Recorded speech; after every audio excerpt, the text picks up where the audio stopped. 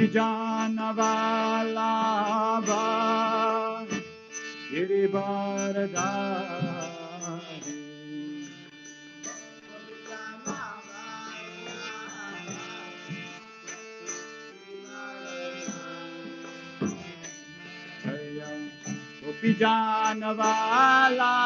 Gopijanavalabha Girivardhari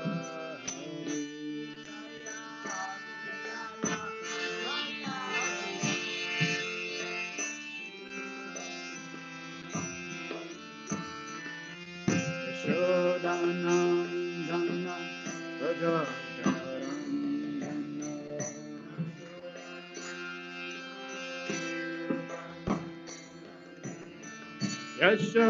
Yashodanandana Rajajaranandana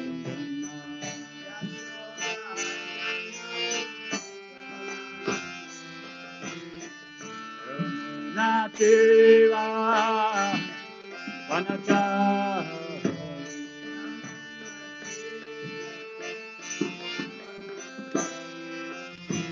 Yamuna Tira Vanachari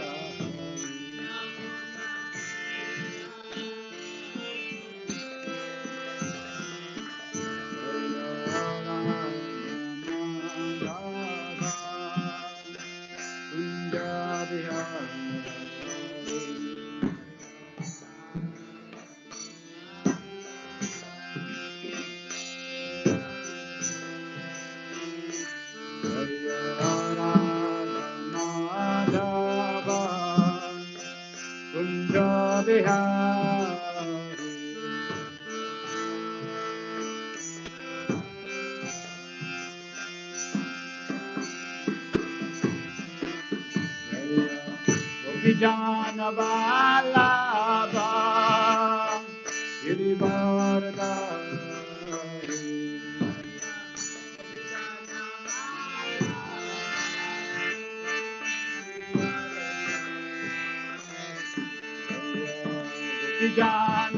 Vijanavalabha Girivardhari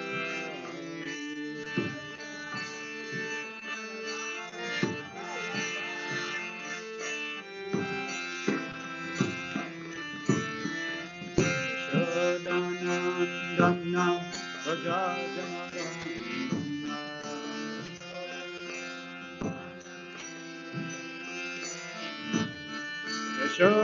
Yashodanandana Rajajaranandana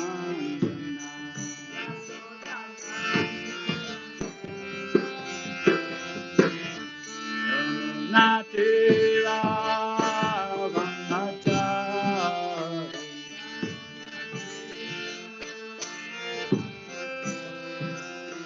Yamunatira Vanachari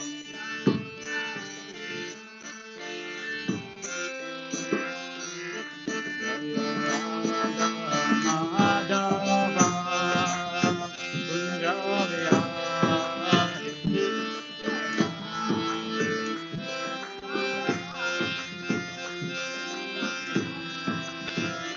Jaya Radha Madhava Kunjavihari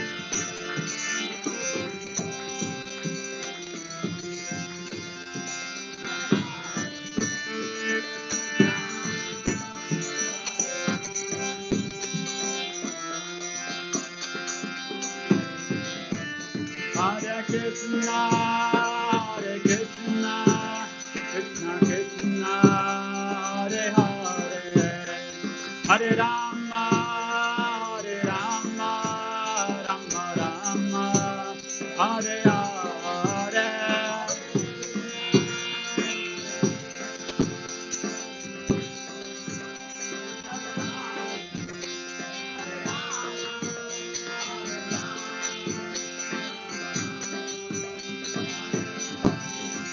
Hare Krishna, Hare Krishna, Krishna Krishna, Hare Hare, Hare Rama, Hare Rama, Rama Rama, Hare Hare.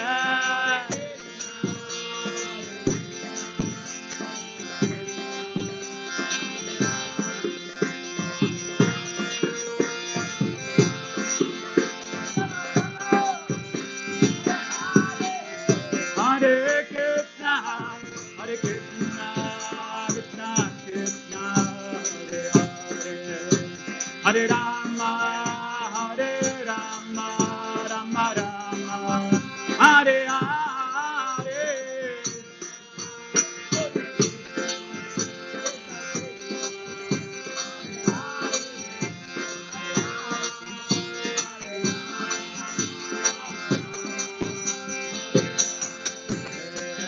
Hare Krishna, Hare Krishna, Krishna Krishna, Hare Hare, Hare Rama, Hare Rama, Rama Rama, Hare Hare.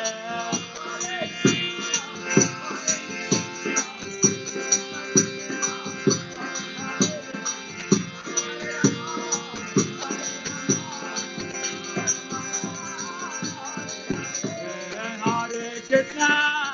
Hare Krishna, Krishna Krishna, Hare Hare, Hare Rama, Hare Rama, Rama Rama, Hare Hare.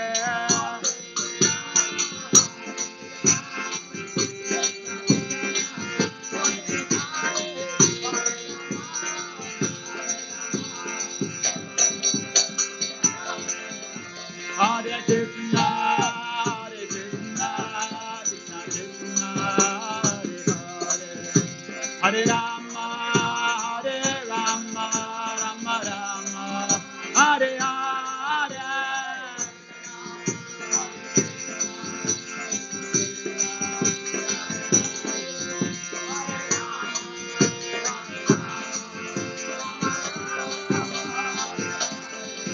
Jaya Radha Madhava Radha Madhava Radha.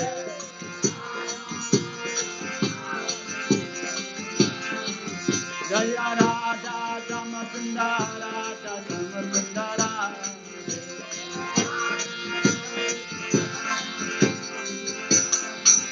Jaya Prabhupada Prabhupada Prabhupada Jaya Prabhupada.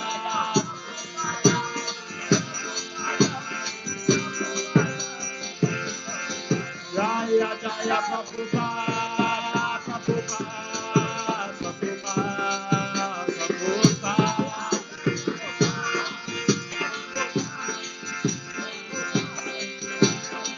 Jaya Jaya Prabhupada Prabhupada Prabhupada Prabhupada.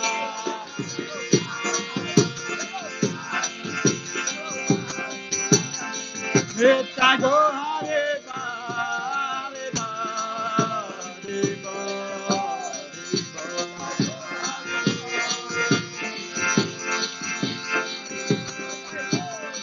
Nitya Go Hare Ba, Hare Ba, Hare Ba, Hare Ba.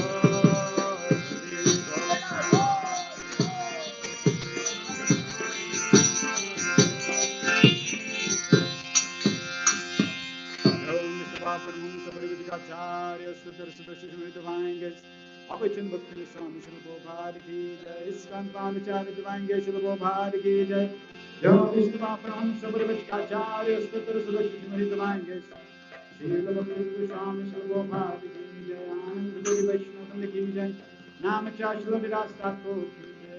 Shri Krishna Chaitanya Prabhu Nityananda Shri Advaita Gadadhar Shri Sri Gaura Bhakta Ki Jai Shri Shiva Hare Krishna Gopika Shyam Radha Kuni Giri Govardhan Ki Jai Vrindavan Dham Ki Jai Navadip Dham Ki Jai Mayapur Dham Ki Jai Ganga Mai Ki Jai Yamuna Mai Ki Jai Bhakti Devi Ki Jai Tulsi Devi Ki Jai Samaveta Bhakta Vrinda Ki Jai Vandarajman Bhagavad Gita Ki Jai Nitai Gaur Premanande. All glories to the simple devotees. All glories to the simple devotees. All glories to the simple devotees. All glories, Shri Guru and Shri Guranga. All glories, Shri Prabhupada ki. Hare Krishna, Hare Krishna, Krishna Krishna, Hare Hare, Hare Rama, Hare Rama, Rama Rama, Hare Hare.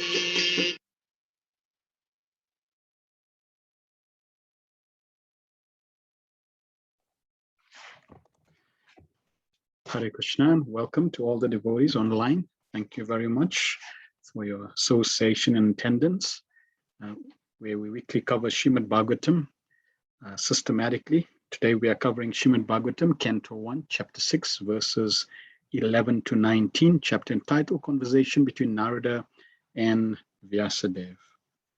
Let us responsively go over the Mangalacharan prayers.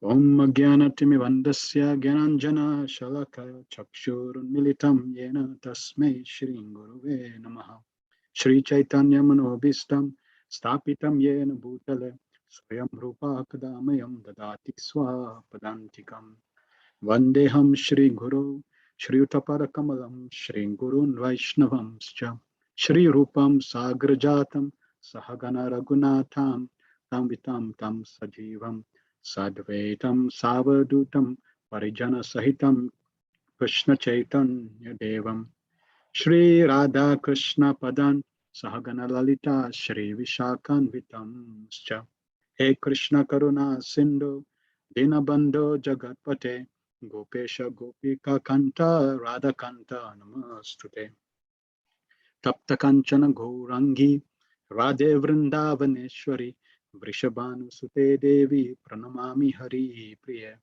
Vanchakalpatarubhyascha Kripa Sindhu Vevacha Patitanam Pavanebhyo Vaishnavebhyo Namo Namaha Jai Shri Krishna Chaitanya Prabhu Nityananda Shri Advaita Gadadhar Shivasari Gaura Bhakta Vrinda Hare Krishna Krishna Krishna Hare Hare Hare Rama Rama Rama Hare Hare Sarva Shastra Viyusha Sarva Vedeka Satphala Sarva Siddhantaratnadya Sarva Loka Kritprada Sarva Bhagavata Prana Srimad Bhagavata Prabhu Kali Dvando Didaritya Shri Krishna Parivartita O Srimad Bhagavatam, O nectar churn from the ocean of all Vedic scriptures, O most prominent transcendental fruit of all the Vedas, O you enriched with the jewels of all spiritual philosophic conclusions, O you who grant spiritual vision to all the people of the world, O life breath of the Vaishnava devotees, O Lord, you are the sun which has arisen to dispel the darkness of Kali Yuga. You are actually Lord Krishna who has returned amongst us. Paramananda Pataya Prema Vashashrayate Sarvada Sarva Sevyaya Shri Krishnaya Namostute. O Srimad Bhagavatam, offer respectful obeisance unto you. By reading you one attains transcendental bliss. For your syllables rain pure love of God upon the reader. You are always to be served by everyone, for you are incarnation of Lord Krishna. Mad ekabando mad sangin mad koro man mahadana man nishtaraka mad bhagya manananda namastute. O Srimad Bhagavatam, O my only friend, O my companion, O my teacher, O my great wealth, O my deliverer, O my good fortune, O my bliss, I offer my respectful obeisances unto you. Asadu sadhu tadai natini chochataraka anamun chakada chinmam premna ritkatyospura. O Srimad Bhagavatam, O giver of saintliness to the unsaintly, O uplifter of very fallen, please do not ever leave me. Please become manifest in my heart and my throat, accompanied by pure love of Krishna. Hare Krishna, Krishna Krishna, Hare Hare, Hare Rama, Rama Rama, Hare Hare. Om Namo Bhagavate Vasudevaya Janmadyasya Yatonvayaditarata Chartis vignaswarat. Tene Brahma Hidaya Adikavaye Muyanti Yatsuraya. Tejo Vari Mridam Yatha Vinimayo Yatrati Sargum Risha. Damna Svena Sada Nirasta Kuhakam Satyam Param Dhimahi. O my Lord Shri Krishna, Son of Vasudeva, all pervading personality of Godhead, I offer my respectful obeisance unto you. I meditate upon Lord Shri Krishna because he is the absolute truth and the primal cause of all causes of creation, sustenance, and destructions of the manifested universes. He is directly and indirectly conscious of all manifestations, and he is independent because there is no other cause beyond him. It is he only who first imparted the Vedic knowledge unto the heart of Brahmaji, the original living being. By him, even the great sages and demigods are placed into illusion, as one is bewildered by illusory representation of water seen in fire, or land seen on water. Only because of him do the material universes, temporarily manifested by the reactions of the three modes of nature, appear factual, although they are unreal. I therefore meditate upon him, Lord Shri Krishna, who is eternally existent in transcendental abode, which is forever free from the illusory representation of the material world. I meditate upon him, for he is the absolute truth. Prayanalpaisha sabhya kalavasmin yuge jana manda sumanda matayo manda bhagyo padrita. O learned one, in this iron age of Kali, men have but short lives. They are quarrelsome, lazy, misguided, unlucky, and above all, always disturbed. Narayan namaskritya narachevam narotamam devim saraswatim vyasam tato jayam udirayat. Before reciting the Srimad Bhagavatam, which is the very means of conquest, one should offer respectful obeisance unto the personality of Godhead Narayan, unto Nara Narayan Rishi, the supermost human being, unto Mother Saraswati, the goddess of learning, and unto Srila Vyasadeva, the author. Savai pumsa paro dharmo yatho paktira dokshaja hoituki apratyata yayatma suprasiddhati. The supreme occupation dharma for all humanity is that by which man can attain to loving devotional service unto the transcendental Lord. Such devotional service must be unmotivated and uninterrupted, completely satisfy the self. Vasudeva Bhagavati Bhakti Yoga Prayojita Janayatyasu Vairagyam Jnanam Chayat Ahoitakam. By rendering devotional service unto the personality of Godhead, Shri Krishna, one immediately acquires causeless knowledge and detachment from the world. Vadanti tattva vidas tattvam yajnana patvayam brahmeti panumatmeti bhagavaniti sabhyate.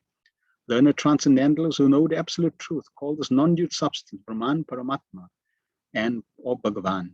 Shushrushosharadanasya Vasudeva Kataruchisyan Mahatsevyapi Prapunya Tirtha Nishevanat. O twice born sages, by serving those devotees are completely freed from all vice, great service is done. By such service one gains affinity for hearing the messages of Vasudeva. Sharanvatam Swakata Krishna Punya Shravana Kirtana Harityantastoya Bhadrani Vidunati Shrichatam. Shri Krishna, the personality of Godhead, who is Paramatma Supersoul in everyone's heart and the benefactor of a truthful devotee, cleanses desire for material enjoyment from the heart of the devotee who has developed the urge to hear his messages, which are in themselves virtues when properly heard and chanted.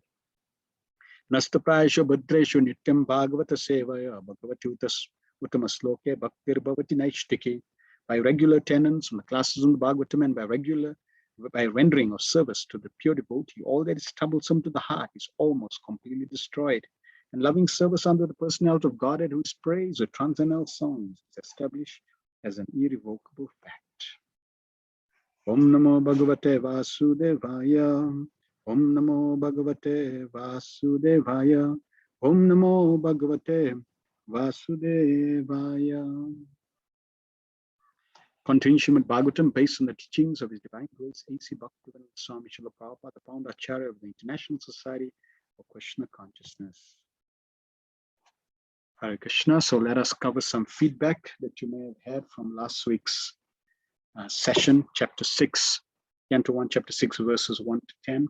What you took home, what really touched your heart, what you felt you really need to focus on, absorb, meditate, contemplate, apply in your life. Please share by typing in the chat. Tamavati Radhika says, the holy name is not alone. This is beautiful. The holy name is Krishna, and Krishna is never alone. Krishna comes with his entourage. The holy name is Krishna, Srimati Radhavani, Lalita, Vishaka, all the associates, the Gopas, Vrindavan, the spiritual world, pastimes, everything. Rasaraj Prabhu says we should always be ready for Krishna's mood swings. Yes. This is Krishna consciousness. Are you ready to accept Krishna as he is, just like Krishna accepts you as you are? So we should also accept Krishna as he is. And Krishna has mood swings. We have mood swings. Why? Because it exists in Krishna. The spiritual world is the origin of all things in this material world. And the Archana Siddhi says, when Krishna descends as his holy name, the holy name is never alone. He's always accompanied by Krishna Katha. We find even in the spiritual world, in Vrindavan, there's Krishna Katha. Krishna is there, but there's Katha about Krishna. So we also have to accompany the holy name with Krishna Katha. Giridhara Prabhu says, whatever situation you go through, we should take it as Krishna's mercy. Yes. The good, the bad, the ugly, we should see it as Krishna's mercy. I like to share pastime in regards to this, Giridhara Prabhu. So Prabhupada was in Los Angeles, and every morning he would greet the deities, and then after greeting deities, he would take Chanamrita. So His Grace Dinabandhu Prabhu would always, stand very strategically, because he knew that every time Prabhupada would finish darshan, he would go to take Chanamrita. So he would always be the first to give Chanamrita to Srila Prabhupada, and this way grab the mercy. So one day, on such day, Srila Prabhupada took darshan. Dinabandhu Prabhu was standing next to Srila Prabhupada, waiting for the opportune moment to give him Chanamrita. And immediately went there at the right time, ready with the Chanamrita, gave it to Srila Prabhupada. Srila Prabhupada took the Chanamrita in his right hand and honored it. And Prabhupada looked at Dinabandhu Prabhu, very upset, very grave. He said, salt. Then he looked at the disciples around and he said, salt.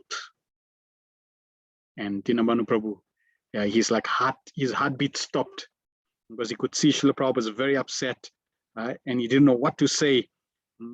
It was a very challenging moment for Dinabandhu Prabhu, because there was salt in a Chanamrita.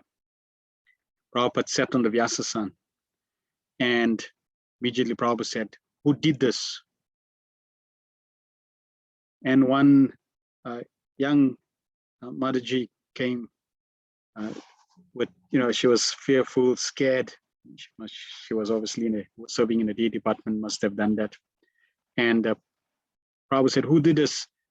And she came forward and she said, Prabhupada, Krishna's mercy. And Prabhupada said, not Krishna's mercy, your nonsense. So yes, anything we do wrong is our nonsense. Otherwise, everything else that's arranged by Krishna and by others, sanctioned by Krishna, is Krishna's mercy. Hemavari Radhika's Nalini Kanta Prabhu says, I like the story about Srila Prabhupada and the Muslim disciple. Yes, wonderful story. Shamananda Prabhu says, Hare Krishna Prabhu, thanks for recording the class. Was able to listen in, although missed out on Saturday. The part of warnings and examples from Srimad Bhagavatam personalities was very telling for us. Thank you. Thanks for the amazing story of Professor Dosha Prabhu. I'm always reading the famous letter Srila Prabhupada wrote after his passing and wanted to know more.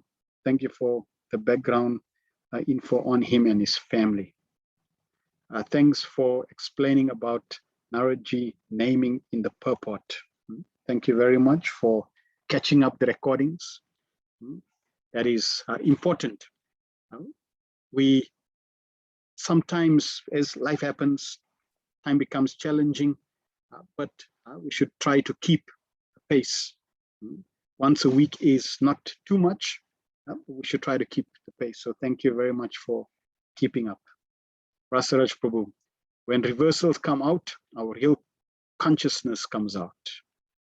Very important. And we want our real consciousness to be Krishna conscious.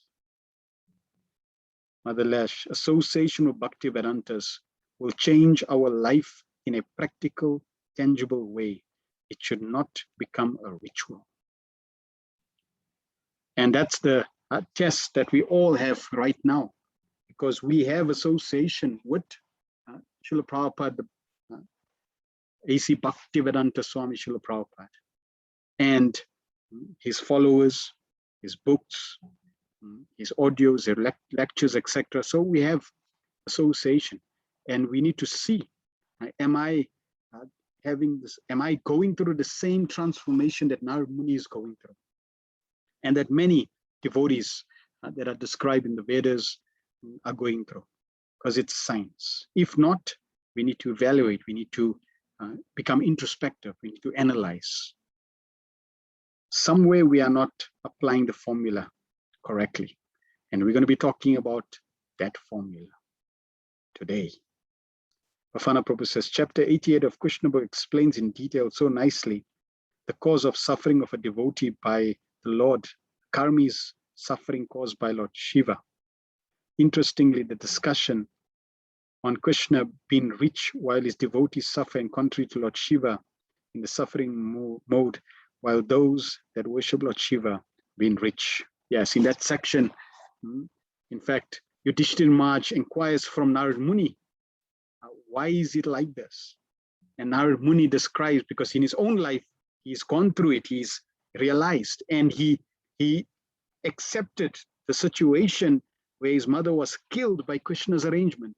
So he, from realization, he shares and he tells Yudhishthira Maharaj, actually, it is Krishna's kindness, it is Krishna's mercy, because Krishna does these, puts his devotees in these situations so that they can depend more on him. Whereas Lord Shiva, he's Ashutosh, very quickly pleased or quickly angered. And he doesn't want to be disturbed in his meditation to Krishna. So therefore, immediately he bestows whatever people ask for. And therefore, his followers are generally very wealthy, whereas Krishna's followers are generally not wealthy. Krishna takes everything away so that they only depend on him. So this is Krishna's kindness. All right, thank you very much for all your association through your feedback. Let us continue. So, how many of you may have been in a situation? I know very often I was in that situation when I was a temple president in Hillbrow, and as a temple commander. As a temple commander, you have to be on call. So if you need to pick up somebody at airport, it may be 11 o'clock in the evening, maybe midnight, maybe 1 in the morning, you have to be on call. So if you are taking rest and your sleep is disturbed, how do you feel?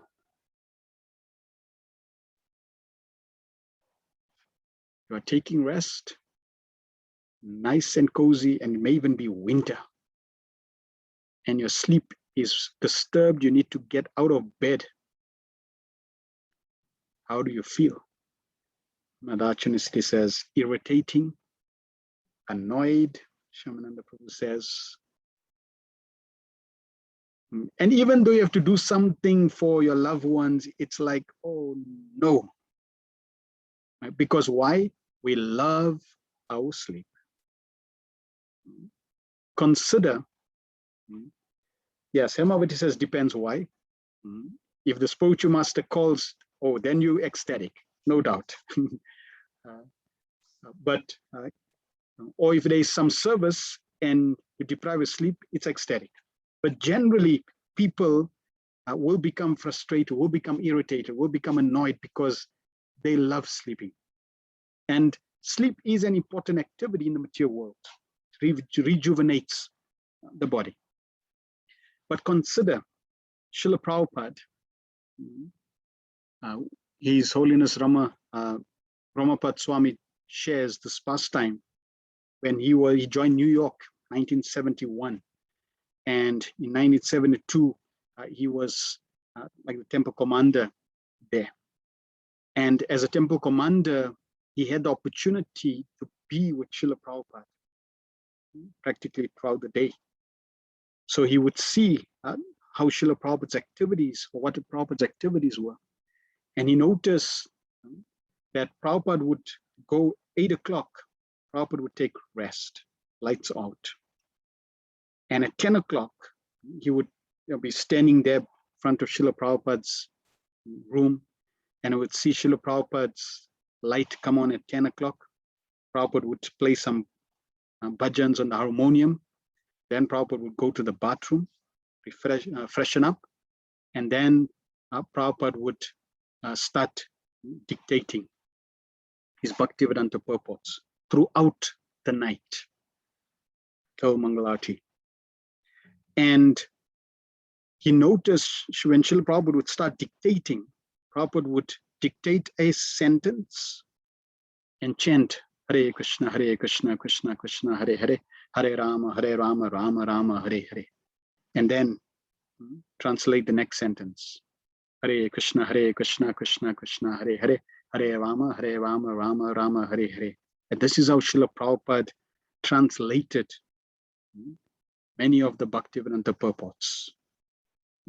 Very conscientiously, meditating on the holy name. It wasn't that he was just translating to get the work done, but depending on the mercy of Krishna, praying to Krishna by chanting the holy name. Prabhupada even instructed the devotees when they were painting Krishna.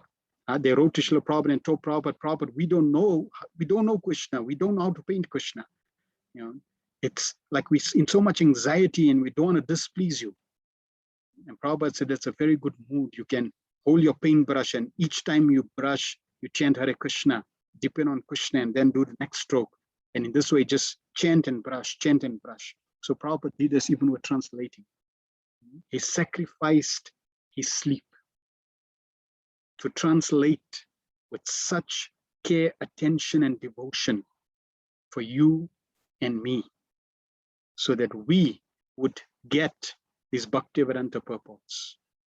Therefore, we should honor Srila Prabhupada's sacrifice and be grateful for Srila Prabhupada's sacrifice and take advantage of that sacrifice. Do not let Srila Prabhupada's sacrifice go in vain.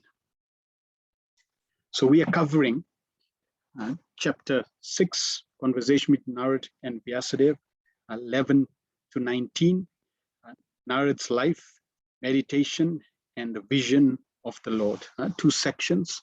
One is Narad Muni describes his travels, and then he describes his meditation on the Supreme Lord. So connecting from last week, we heard Narad Muni describing how the snake, firstly, he got the association of the Bhaktivedantas, and by that association, he got their mercy, he got their remnants, he got confidential knowledge. And then we also heard the incident of his mother being bitten by a snake. So in every situation, we have 2 options. We can either use that situation as an excuse, or we can use it as an impetus to progress and advance. Narad Muni, he could have used the situation of the Bhaktivedantas leaving him at such an early age. He could have said, well, they came, they gave me some mercy, but then I was only 5 years old, they left. It's unfair. What to do? I'm only a small boy. I still need to grow up, and they could have stayed longer, and until I'm a young boy, then I would have really taken full advantage, but they left. So he could have used that as an excuse, or he could have used the snake biting his mother as an excuse. Oh, just see, I'm only 5 years. My father died at an early age, and now 5 years old, my mother is killed by the snake. I mean, how cruel can the Lord be? This is unfair. I really don't like the situation. So he could use as an excuse, but he did not. He used the Sages Association, the Bhaktivedanta's Association, as an impetus to strengthen his relationship with Krishna. And he used the snake biting his mother, that situation, as an impetus to dedicate his life to Krishna. So we have to learn in every situation, whether it's good, whether it's bad, whether it's ugly, it doesn't matter. We can always give an excuse why not to strengthen our relationship with Krishna, why not to progress in devotional service, or we can use it as an impetus to make more advancement, to progress further. Every situation. We see Srila Prabhupada, in every situation, Prabhupada, following the footsteps of Narada Muni, used every situation as an impetus, not as a situation to be discouraged, to be moved away from devotional service, but to become even stronger in devotional service. So this lesson we have to learn from Narada Muni as well. Then we going to see how Narada Muni takes advantage of the mercy that he received. It is described Guru Krishna Prasad by Bhakti Lata Beach. By the mercy of Krishna, one gets Guru. It is a spiritual system that Krishna arranges. Krishna arranges one to get the mercy of the Gurus, or mercy of the Guru. If we interfere with that spiritual arrangement, or if any other material arrangement is made for us to get a Guru, it could be through canvassing, it could be through, oh, you got that Guru, I also like that Guru, so it's about liking, it's about, oh, that Guru smiled at me, or he came to my house. We take a material decision, we base selection of the Guru based on that material decision. That will obviously that is not Krishna's arrangement, and therefore that situation, that relationship will never fructify. But if one genuinely, sincerely is seeking, then Krishna will send a Guru. And we see in Narada Muni's case, as a young boy, as a maidservant's son, because his journey is continuing from his past. He had connected with the Sankirtan mission in his past. And Krishna makes arrangements for the Bhaktivedantas to come near his home and give him that association. And very, very faithfully, he takes advantage of their association. So the Guru, and especially the one's immediate Guru, is like a small telescope. And the next Guru in disciplic succession, like in our case, Srila Prabhupada, he's the next telescope. And like that, each Guru successively in the disciplic succession becomes the next lens in the series of telescope to bring Krishna closer and closer to one. And the Guru also plants the seed, Bhakti Lata, in one's heart. That relationship is it may be very small, but very personal and very important in our relationship that we need to develop with Krishna. So Narada Muni, as a young maid's son, took advantage of the seeds that were sown and took the instructions very, very wonderfully to heart, so that he could perfect his relationship, and we're going to hear his journey, how this seed of Bhakti Lata was sown, and he took advantage, and this creeper, Bhakti Lata, started growing and growing and growing until it reached to the lotus feet of Krishna. So we have to take advantage of our good fortune when we get association of the pure devotees of the Lord, so that we can also journey on the same path. Text 11. Spitanjana padam statra pura grama vraja karan keta karvata vitischa vanayu pavananicha. After my departure, I passed through many flourishing metropolises, towns, villages, animal farms, mines, agricultural lands, valleys, flower gardens, nursery gardens, and natural forests. So we know his mother was bitten and immediately set the hut on fire, and he left.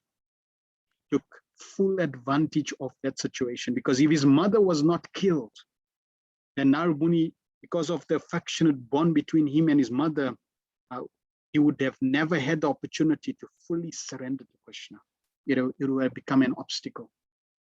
So Krishna, knowing this, made arrangements, and Narad Muni, detecting that by the mercy of the knowledge that he received, took advantage and departed for the north. And he is now describing how he's passing through all these different places.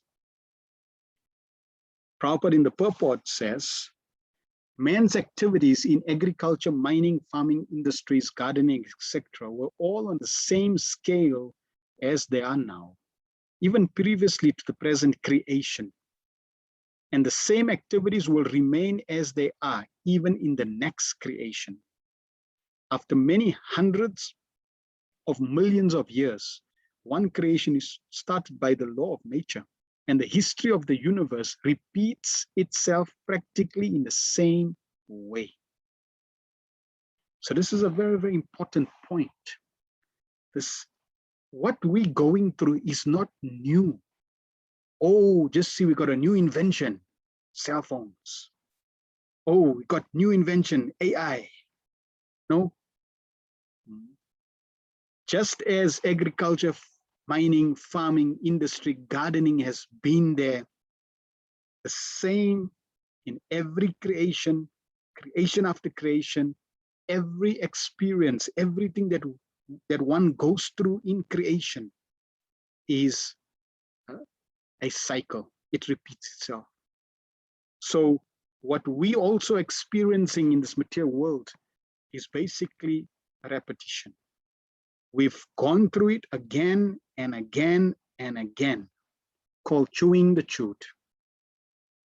And the challenge is that the material nature presents every opportunity like it's new, and that if you grab this new opportunity, you'll be happy. This new situation, you'll be very happy. You'll be perfectly happy. This new form of commodity, new whatever will make you, this time it will make you happy. And the Bhagavatam has already revealed to us that no material arrangement will make you happy besides your relationship with Krishna. That is what everyone is looking for and is missing. So whatever we're experiencing is cyclic. The mundane wranglers waste time with archaeological excavation without searching into the vital necessities of life. After getting an impetus in spiritual life, Sri Narad Muni, even though a mere child, did not waste time for a single moment with economic development. Although he passed towns and villages, mines and industries, he continually went on to progressive spiritual emancipation. Srimad Bhagavatam is the repetition of history, which happened some hundreds of millions of years ago. As it is said herein, only the most important factors of history are picked up to be recorded in this transcendental literature. So Narad Muni has set the example. Mother Lash in last week's class asked this question: why, Narad Muni has 5, Dhruva was 5, Prahlad was very small, 5 years. It looks like, why is it that this age comes up very often? And the reason the age comes up very often is to warn us: do not take your youth lightly. Take advantage of your youth. While you are young, while you have your youth, take advantage and use it in Krishna's service. Because your youth is going to dictate what's going to happen in future. And Narad Muni, even though he was a child, he learned very well from the Bhaktivedantas and decided, yes, I want to focus on my progressive spiritual emancipation. Prabhupada says he did not waste time for economic development, even though he had the opportunity as a child. Because generally, we find that we may give excuses. Well, I'm a 5-year-old boy, I got knowledge, but I'm still young. I need to experience the world. I need to go through the different experiences, getting a job, getting money, trying to experience all the tastes that are here in the material world, getting married, getting children, going through the motions. And that way, once I get the experience, then I'll be wise, and then I can surrender to Krishna. Now, the challenge with that is you've tried this again and again and again, not the first time. As Prabhupada already is telling us that all this has been there even in our previous creation and previous lives. It's been there. So we've tried it again and again. So it's nothing new that you're going to experience, and it's nothing new that you're going to get. So that's the first point. Second is you don't need to experience everything to dedicate your life to something that you don't have experience on. Prabhupada says that we can learn just by hearing. Don't steal. And we hear and we accept, okay, stealing is bad, don't steal. So faith is important. And Narad Muni had firm faith in the instructions of the sages, that the knowledge that he received, based on that knowledge, he had firm faith that what they're telling me is perfectly true, and I'm just going to follow what they said. So his faith was extremely strong. And faith can move mountains.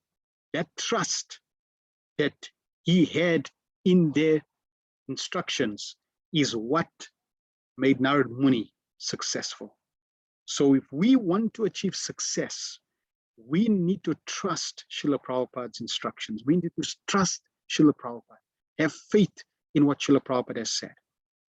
Have faith in what the disciplic succession is giving us, the direction. And putting that faith in their instructions, apply what they've given us, and we will achieve success. We don't need to experience the material world to appreciate the spiritual instructions which the sages have given us. In fact, it's wiser to learn from the experience of others than to go through every experience to become wise. Because you don't have the time, and if you have to go through every experience, it'll practically kill you. It'll drain you mentally. So Narad Muni did not waste time in terms of let me experience everything. He applied faith, and he took full advantage of the adventure to perfect his spiritual life. Another point Prabhupada explains at the end of the purport is that in the Bhagavatam, even though there are many historical events, but in the Bhagavatam, the most important factors of history are recorded. Therefore, we find that reading the Srimad Bhagavatam is not a waste of time. It's giving us all the important lessons that we need to imbibe. And chapter by chapter, if we learn the important instructions which are given in each of those chapters, in each of the purports, through the examples of all the devotees of the Lord, throughout the Bhagavatam, chapter by chapter, canto by canto, as Prabhupada said, when you come to the 10th or the 9th canto, you will be self-realized, you'll be God-realized. And with that, you can enter into the 10th canto, Krishna's pastimes. So we have to understand, have firm faith in this process and take full advantage, and we will achieve perfection. Text 12. Chitradatu vichitradrin iva bhagna bhuja drumam jalasayan chiva jalan nalina surasevita chitraswane patrarathair vibramad brahmasarashriya. I passed through hills and mountains full of reservoirs and various minerals like gold, silver, and copper, and through tracts of land with reservoirs of water filled with beautiful lotus flowers, fit for the denizens of heaven, decorated with bewildered bees and singing birds. So I'd like to ask you a question in relation to this verse. Just by reading this verse, what does it tell us about Narad Muni? Knowing, if we read the verses that followed after this, at this point, in relation to this verse and what followed after in terms of Narad Muni's perfection, what does this verse tell us?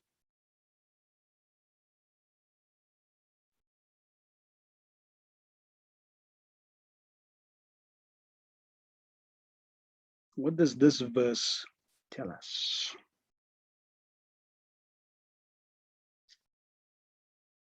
Mother Lash, not attracted to material wealth, riches, and opulences. Yes, very good. He was not attached. Excellent. Amavati Radhika. Good. So he was not attracted. He was not attached. Any other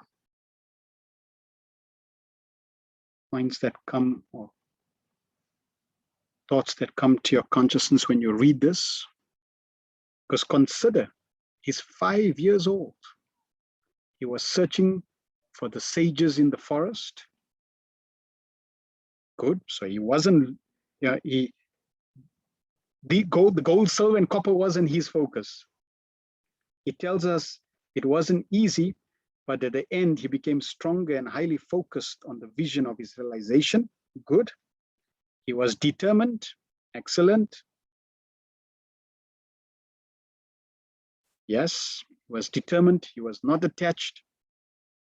He was looking for Krishna. Because the Bhaktivedantas already gave him the secret. So now he was looking for Krishna. All right, good. So just from this verse, we can understand. He could have said, I'm only 5 years. Now, now my mother who was looking after me, she's gone. So I need to find a job. I need to find a situation to maintain myself. And as he's traveling, he sees various reservoirs, gold, silver, copper. He could have said, Krishna's mercy, wonderful. Krishna is so kind. Thank you, thank you, thank you so much, Krishna. Thank you so much. And he could have taken that and off he goes. But he was not distracted. Narad Muni was not distracted.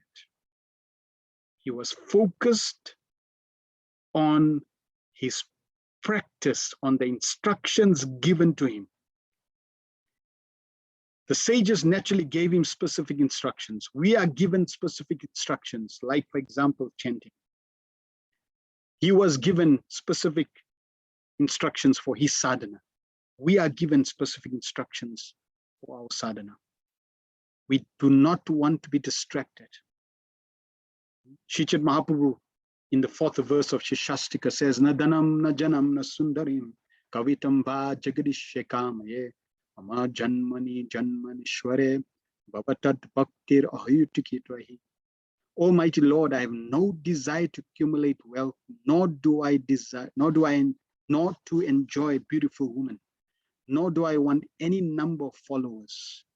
What I want only is the causeless mercy of your devotional service in my life, birth after birth. So Narad Muni was not interested in wealth. He was not interested in beautiful women. He was not interested in followers. He only wanted pure devotional service.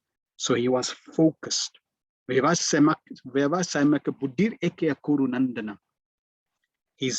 mind was resolute, focused. And why was, even though he was 5 years old, how was it that he was resolute in determination? In Bhagavad Gita, 2nd chapter, verse 44, Krishna says, Bhogeshwarya prasaktanam yapa hirtachetasam vyavasayatmikar buddhir samadau na vidiyate.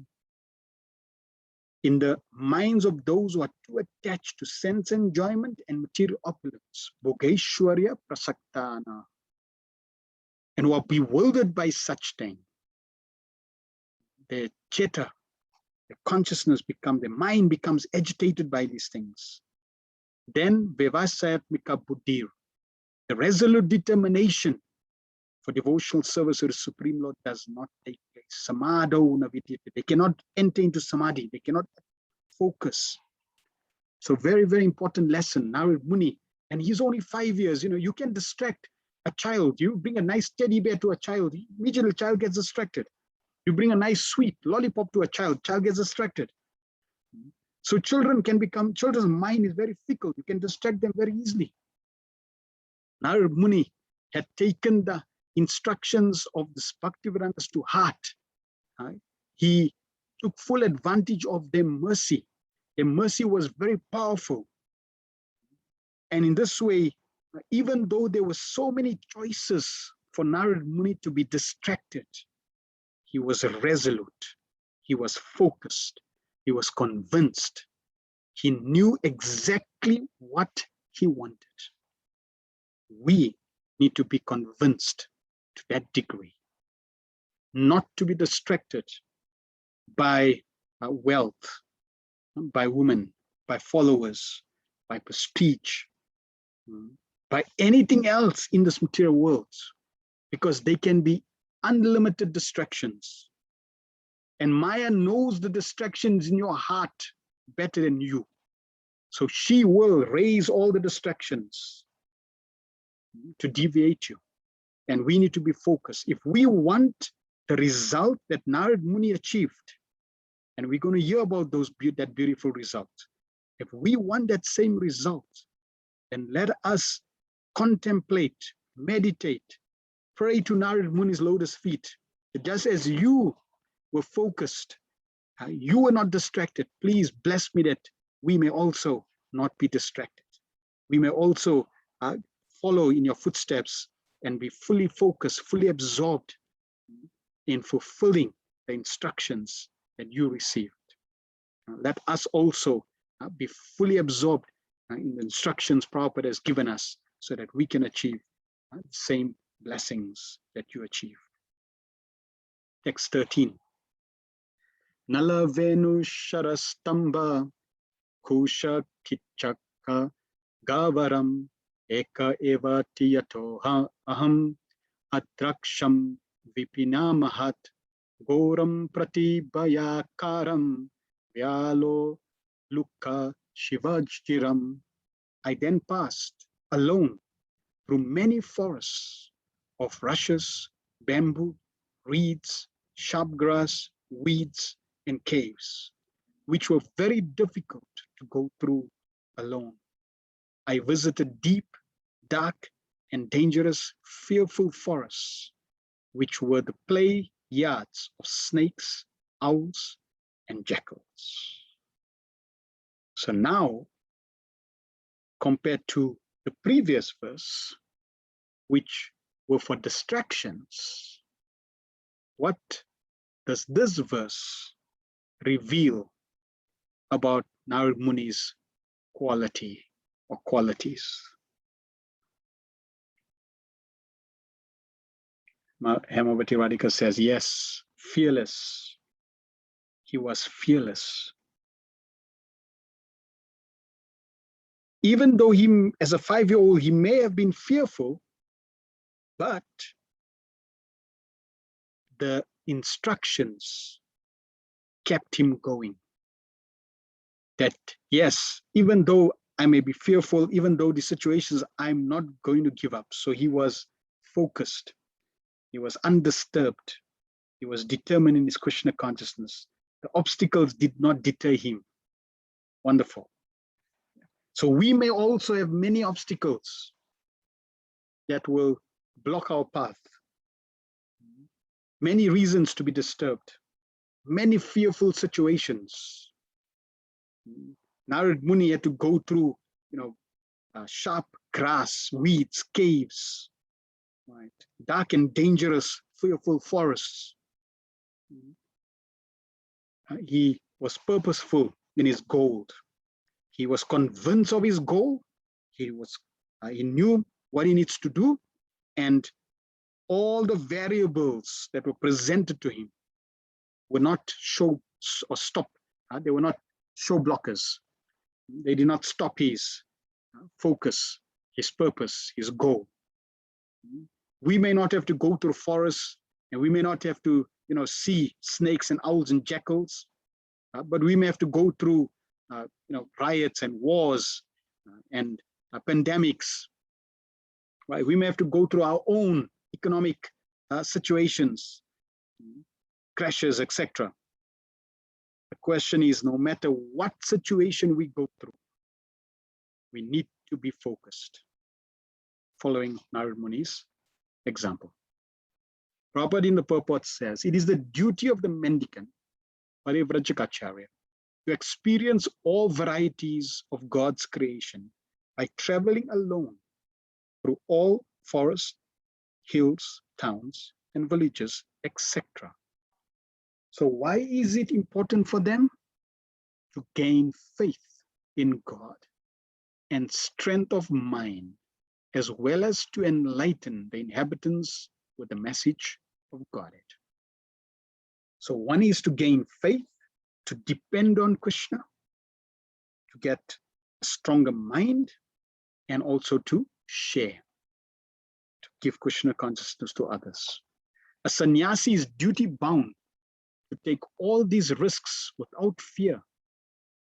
And the most typical sannyasi of the present age is Lord Chaitanya, who traveled in the same manner through the central Indian jungles, enlightening even the tigers, bears, snakes, deers, elephants, and many other jungle animals.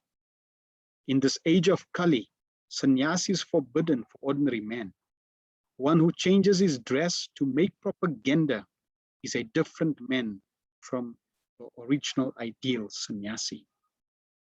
So just to, because as a sannyasi, you get respect, people, surrender to you, you get followers, you get wealth, because the sannyas ashram, renounced order, is a very powerful order, and therefore people honor and respect that.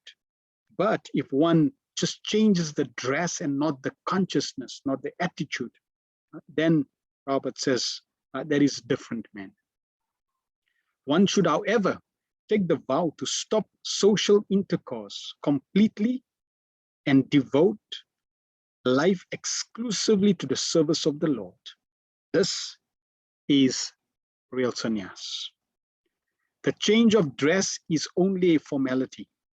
Lord Chaitanya did not accept the name of a sannyasi. And in this age of Kali, the so-called sannyasis should not change their former names, following in the footsteps of Lord Chaitanya. In this age, devotional service of hearing and repeating the holy glories of the Lord is strongly recommended, and one who takes the vow of renunciation of family life need not imitate the Parivrajikacharya like Narada or Lord Chaitanya, but may sit down at some holy place and devote his whole time and energy to hear and repeatedly chant the holy scriptures left by the great acharyas like the 6 Goswamis of Vrindavan. Prabhupada in another purport says, even grihastas who devote their full time and energy in the service of the Lord, the Sankirtan mission, they are also sannyasis. So it's the consciousness, it's the process of surrendering one's time, one's energy completely in the service of Krishna. And Prabhupada is making the point here that this is all we need to do is use our valuable time to sit down in a holy place and simply devote our time and energy completely to hear and repeatedly chant the holy scriptures. This is perfection. So even though we may be working and we need to sustain ourselves, but we have to be very intelligent and understand what is the ultimate goal. Because if we do not take advantage of the opportunity that we've received to perfect our life, then our work and everything else related to that is actually non-productive in achieving perfection. So even the sannyas ashram is used for the propagation, for pleasing the Supreme Lord, not for any other purpose. Text 14. Parishrantendriyat maham ritparito bhushik bhuvuksh sitam snatva pita rade nadyam upasprishto gata smarana gata sma srama. Thus traveling, I felt tired, both bodily and mentally, and I was both thirsty and hungry. So I took a bath in a river, lake, and also drank water. By contacting water, I got relief from my exhaustion. So he's 5 years and he's traveling, and his mother was nourishing him with wonderful foodstuffs, love and affection. And now Narad Muni is traveling and traveling. No doubt he was exhausted, he was tired, both mentally and physically. And he was both thirsty and hungry. And Krishna made arrangements. So Prabhupada in the purport gives us beautiful purport.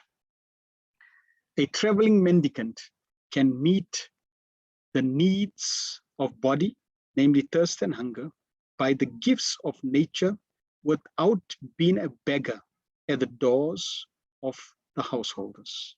The mendicant therefore does not go to the householder, goes to the house of a householder to beg, but to enlighten him spiritually. So as a saintly person, as a sannyasi would go house to house to the householders, and not to survive, but simply to enlighten. Why? Because for survival, Krishna's made all arrangements through nature, and just by the gifts of nature, they can survive. So we find that currently the dependence on the Lord is removed, and the dependence on artificial means is what is propagated. Especially, for example, artificially depending on oil, depending on consumerism, on buying things.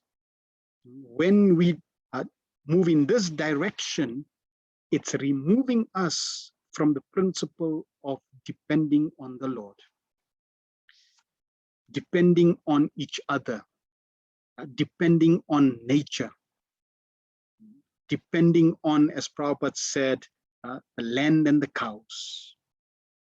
Prabhupada, when in 1977, the summer of 1977, Prabhupada was in Vrindavan before going to London in the early part of 77. And Srila Prabhupada was, he was speaking to the disciples there, and he was thinking, Prabhupada was saying that, I'm old now, I'll be leaving, I'll be dying, but I have no lamentation. So chati na kang chati. I'm not lamenting, not hankering for anything. Then Prabhupada thought for a moment. He said, no, actually I have one lamentation. And the one lamentation was that I have not established Varnasham. And Abhiram Prabhu, on another occasion, was discussing with Srila Prabhupada and asking Srila Prabhupada, how would he have set up Varnasham?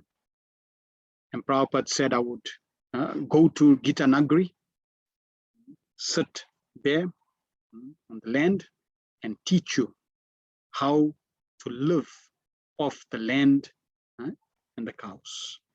So this was Prabhupada's desire, that 50% of his mission was incomplete because he wanted to establish this very, very important lifestyle of depending on the Lord. How?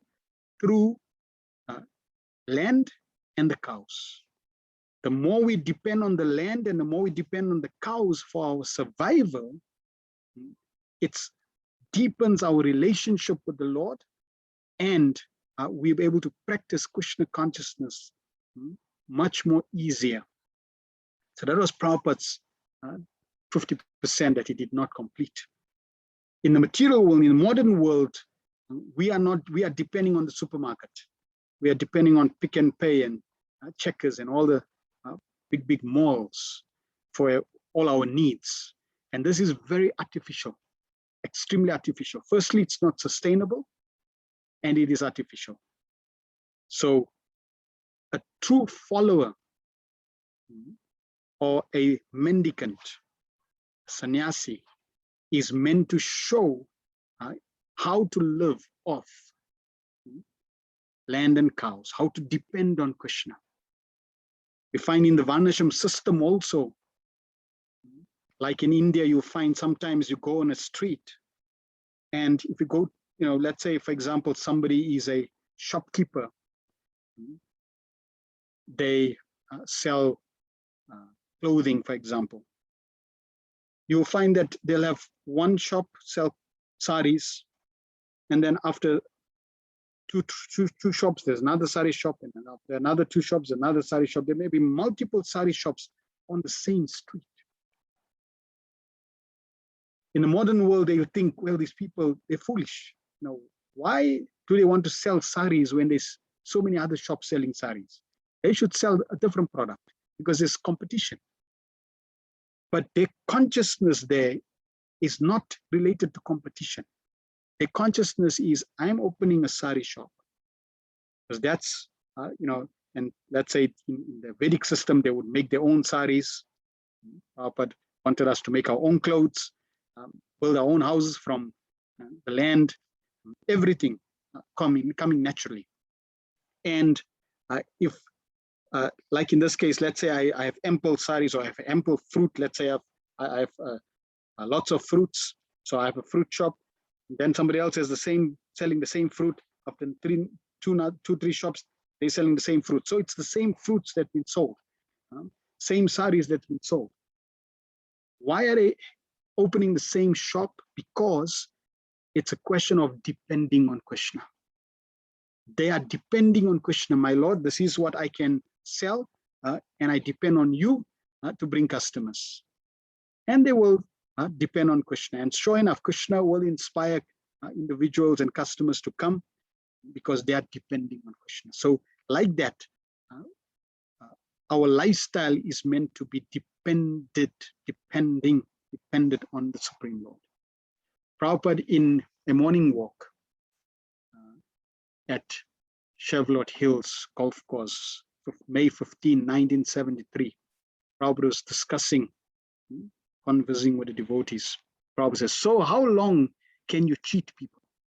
For 100, 200, 1,000 years, but you cannot cheat for all time, Umapati says. It has been going on from time immemorial, Prabhupada, Umapati, cheating. It has been going on from time immemorial. I guess they figure that they can just keep going on for time immemorial. Prabhupada, no time immemorial. You have been cheated for 200, 300 years. That's all. Not before that. All these scientists, rascals, they come out within 200 years. That's all. Umapati, oh really? Prabhupada. So you are being cheated for the last 200 years, not for thousands of years. So it will be finished. Within another 50 years, everything will be finished. So this was 1973. Another 50 years, that's 2023 or 2033. So between, and we close to that time, the next few years, we will see what Prabhupada meant by it will be finished.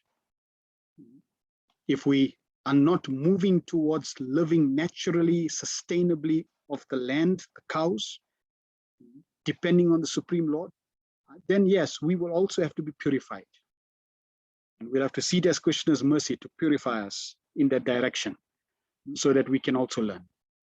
But if we heed Prabhupada's instructions sooner, then, and depend on Krishna, then Krishna consciousness will become easier. Text 15. Tasmin nirma nuje ranye pipalo pasta ashrita atmanatmanam atmastam yathashrutam chi achintya in achintayam. After that, under the shadow of a banyan tree, in an uninhabited forest, I began to meditate upon the Supersoul situated within, using my intelligence as I had heard, as I had learned from liberated souls. So in the Sanskrit text, in the second line, it says people tree. And the translation says banyan tree. They're part of the same family. People tree, the banyan tree, these are sacred trees. And an act of devotion, Srila Rupa Goswami says that to honor, to worship and honor these trees is also part of devotional practice. It's one of the limbs of devotional service. So Narad Muni, learning from the sages, understood that this tree is very sacred and it'll be very auspicious. The people tree is also a representative of Vishnu. So in this way, he took advantage of this sacred tree and started to meditate upon the Supersoul, using his intelligence as he had learnt from liberated souls. So he is describing how he went under a people tree, secluded place. Nobody was there. And he decided to apply the process of meditation he was taught with his intelligence. He sat down and he started to meditate. So Narad Muni was able to sit down and meditate successfully because he was successful in his walking. As we heard, he journeyed through so many situations, so many variety of environments and opulences. So because he successfully walked, he could successfully sit. That is instructive for us. If we do not successfully walk in this world, we cannot successfully sit in meditation. Like in Bhagavad Gita, Arjuna asks Lord Krishna, how does a saintly person walk? How does he sit? How does he talk? So here walking means how do we relate? How do we live in this world? Narad Muni was not distracted, so he was focused. He did not waver his mind. In the Yoga, in the Yoga Sutras, second text, Patanjali, he mentions the objective of yoga. And the goal of yoga is yoga chitta vritti nirodha. Yoga means to nirodha, to destroy or to settle, to subdue the chitta vritti. Chitta means mind, vritti means the whirlpools, the waves, all the thoughts that come into the mind. To really subdue them, to settle them. That's the goal of yoga. So on this journey, our heart may be filled with so many things related to this world. In fact, the whole world may be in our heart.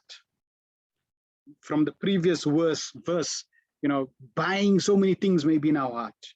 I want to buy this, I want this, I will need this. So many products may be in our heart.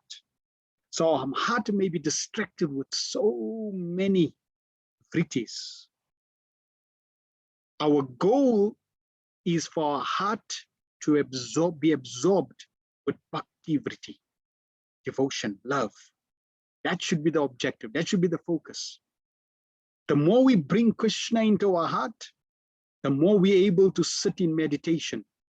Otherwise, the heart will be agitated, our consciousness will be agitated, and it'll be very difficult to sit in meditation. So how we relate, how we walk in this world is very important for how we're going to sit in meditation, especially when we do our japa, our form of meditation. In Bhagavad Gita, Lord Krishna used the example of a tortoise, that a devotee is like a tortoise. He will only use his limbs when required. Otherwise, when there's danger, he will withdraw them. So like that, when there's sense gratification, we have to be very careful of engaging our senses. We should only be engaging our senses practically in the service of Krishna for the pleasure of Krishna. Otherwise, we have to be very careful. So Narad Muni, he was successful on his journey through all the different exposure and experiences that he received. He did not get distracted, and therefore now when he's sitting for meditation, trying to focus his mind on Supersoul, he was successful. When we're trying to sit down and chant Hare Krishna, Krishna Krishna, Hare Hare, Hare Rama, Rama Rama, Hare Hare, how can we focus the mind on the sound vibration and hear the holy name? If not, we have to see how we have been walking in this world, how we have been working in this world. If the night before you were exposing your consciousness to some Bollywood movie or some other negative association, surcharged passionate association, it will impact your meditation. Prabhupada talks about real meditation in the book. One should not meditate according to one's personal wants. One should know perfectly well from authoritative sources of scriptures through the transparent medium of a bona fide spiritual master and by proper use of one's trained intelligence for meditating upon Supersoul dwelling within every living being. This consciousness is firmly developed by a devotee who has rendered loving service unto the Lord by carrying out the orders of the spiritual master. Shri Naraji contacted bona fide spiritual masters, served them sincerely, and got enlightenment rightly. Thus, he began to meditate. So our practical engagement in devotional service, serving the spiritual master, serving the Lord in devotional service, will aid us in our focus. So chanting will help us in our devotional service, and our devotional service will help us in our meditative chanting. It goes hand in hand. So we should have some practical service, regular practical service that we can do. We should be able to take full shelter of some practical devotional service that inspires us regularly. In this way, that will help our focus and help our mind to be absorbed when we're meditating on the Supreme Lord. There's generally, according to neuro meditation styles, according to different research that is out there in the modern sphere, modern real circular field, they have analyzed that meditation, all the different types of meditation that people present or even speculate, can fall under 4 different types of meditations: focus meditation, mindful meditation, open heart meditation, and quiet meditation, each with a different goal, objective, and for different reasons. Like, for example, focus meditation, the goal is to improve concentration, focus, increase accurate self-awareness, develop mental stability, etc. So they've classified all the different forms of meditation. Mindful meditation, a very famous meditation there out there. Focusing means we focus on a certain object. Mindful means we are aware of the mind and its thoughts. Open heart meditation, where we think of gratitude, etc., appreciation. And quiet meditation, where we try to think of nothing. So they have these types of meditation.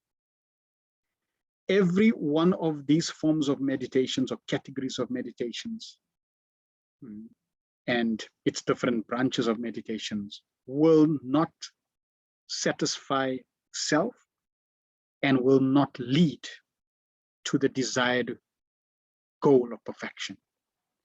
Our form of meditation, and specifically in this age, that the meditation that Sri Chaitanya Mahaprabhu came to give, Sankirtan, congregational chanting of the Lord's name, and specifically for our sadhana, Srila Prabhupada and Acharyas have given us chanting the holy name, Hare Krishna mantra on japa beads. That form of mantra meditation includes every one of these different categories and more. It includes focus, because we're focusing on sound. It includes mindfulness, because when we're chanting, we want to hear the holy name, and we're also attentive of where the mind wanders, so that we can bring the mind back. It includes open heart meditation, because we are praying to Krishna, my Lord, please engage me in your service. I've left you, please engage me. So we are opening our heart with that mood of being a servant.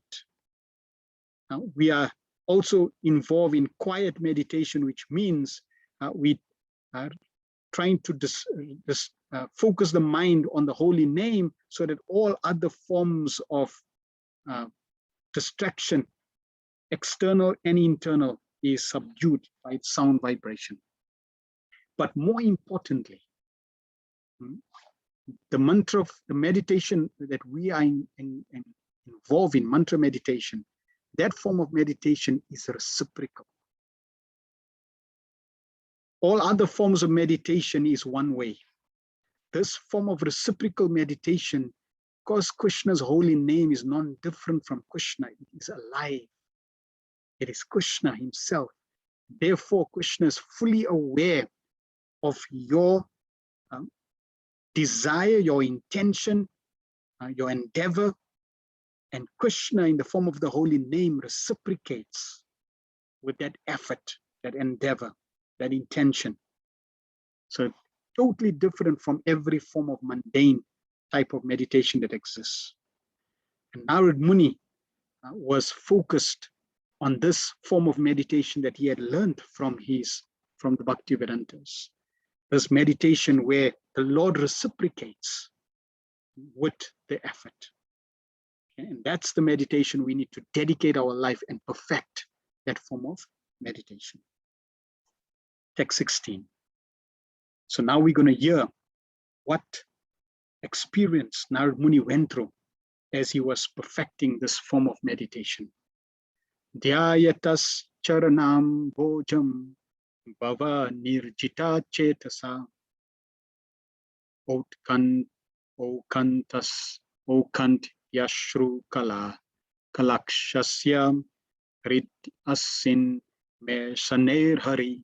As soon as I began to meditate upon the lotus feet of the personality of Godhead, with my mind transformed in transcendental love, tears rolled down from my eyes, and without delay, personality of Godhead Sri Krishna appeared on the lotus of my heart. So he meditated on the Supreme Lord, chanting the holy name of Krishna, and his mind was transformed. His mind was overpowered by love, by bhava, by emotion, by devotional service. As that happened, tears rolled down his eyes. He began to experience ecstatic symptoms. And without delay, Supreme Lord appeared on the lotus of his heart. So the word here used in the purport is outkantya, eagerness. So this was one quality of Narad Muni that allowed him to achieve darshan of Krishna, his eagerness. He was eager to meet Krishna. He was eager to see Krishna. He was eager to surrender completely to the Supreme Lord. That eagerness has to be there. And no doubt we see, as soon as Narad Muni left, that was a sign of his eagerness. He didn't say, okay, let me see if, my mother was working for the family, let me go to the family and, hope that the family will now adopt me and take care of me. And then, let me get some skills, let me settle down. Then, I'll be able to practice spiritual life more seriously. Let me take some time out now. Let me just settle down. Nope. Right from that first moment, his eagerness was very, very clear, very graphic. And then as he was traversing through the different situations and environments, his eagerness was also very clearly tested. That he did not succumb and not get distracted to any situation. He was eager to apply the knowledge and perfect his life. So in our life, we have to gauge and evaluate our eagerness. How eager are we to get Krishna? How eager are we to surrender our life to the Supreme Lord? How eager are we to purify our life and revive our relationship with Krishna? If that eagerness is not there, we need to associate with those who have that eagerness. In that way, that eagerness will rub off. That is why association with devotees is also very, very, very important. Even if one has 1% eagerness than the other devotee, in his association, we can grab that 1% of eagerness. And in this way, this Sankirtan Yagya, when we come and congregationally chant and congregationally glorify Krishna, that eagerness of all the devotees, the collective eagerness, that environment is charged with that eagerness which rubs off on us. And in this way, we can develop this quality of eagerness. As Narad Muni focused his attention to see Krishna, naturally Krishna became visible. So he started seeing Krishna inside. When this happened, and his heart became filled with emotion of love, naturally that love allows Narad Muni now to see Krishna outside. And when he's seeing Krishna inside, he's seeing Krishna and he's only seeing one Krishna. But when he's now infused with this love and Krishna we're going to hear leaves. Now he sees Krishna outside, and in separation, there are millions of Krishna, because wherever he sees, everything that he sees with eyes tainted with the salve of love. So now he's experiencing the world with a change of heart, a heart that has now been filled with Bhava Vritti, with the whirlpool of love, with the whirlpool of Krishna Prem. And with that heart, he's able to see the world completely different. And what he sees, only Krishna. Everywhere he sees Krishna. So he sees millions of Krishnas. So the Lord is putting Narad Muni through this experience of attachment and aversion, or attraction and separation. Yog and Viyog, union and separation. Now he's experiencing union. He's actually seeing the Lord. And the Lord is appearing on the altar of his heart. So this is the beginning of perfection, when the Lord appears on the altar of our heart. Right now, on the altar of our heart, may be many, many, many myriads of material desires. By surrendering to the chanting process, Cheto Darpana Marjanam, we purify our heart. And by that purification of heart, we cleanse the altar of the heart. When the heart is completely cleansed with the eagerness to establish Krishna there, Radha and Krishna on the throne of our heart, that's the beginning of perfection. We see when Narad Muni is meditating and Krishna appears on the altar of his heart and he sees Krishna, he gets darshan of Krishna. We're going to hear what happens to his senses. But in this stage, Narad Muni still has his material form. He's called what we call the sadhana deha, the body that he's using for his spiritual practice. And this sadhana deha will now experience different ecstatic symptoms because of the love that Narad Muni is experiencing. And it manifests externally through this physical body in the form of tears, shivering, hair standing on end, etc. When this love develops and matures more and more, then this sadhana deha cannot contain this blossoming, fully blossoming of love as it matures. This material body becomes an unfit vehicle for that love. And therefore the death experience has to be there. When the death experience is there, then one develops one's siddha deha, one's spiritual body, in which that love is fully manifested. So this is the stage that Narad Muni is going through in his practice. Prabhupada talks about these stages, which we've also covered in our previous chapters. The word bhava is significant here.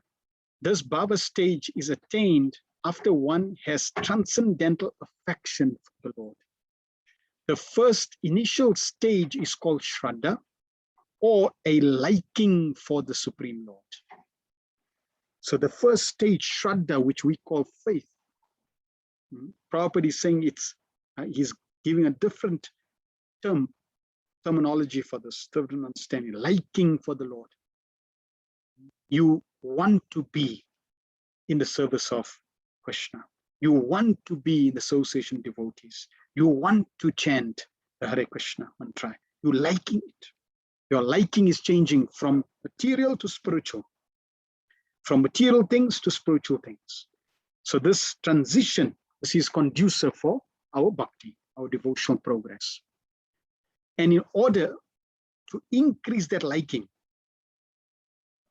because your liking maybe weaker than somebody else's liking. Somebody's liking may be stronger.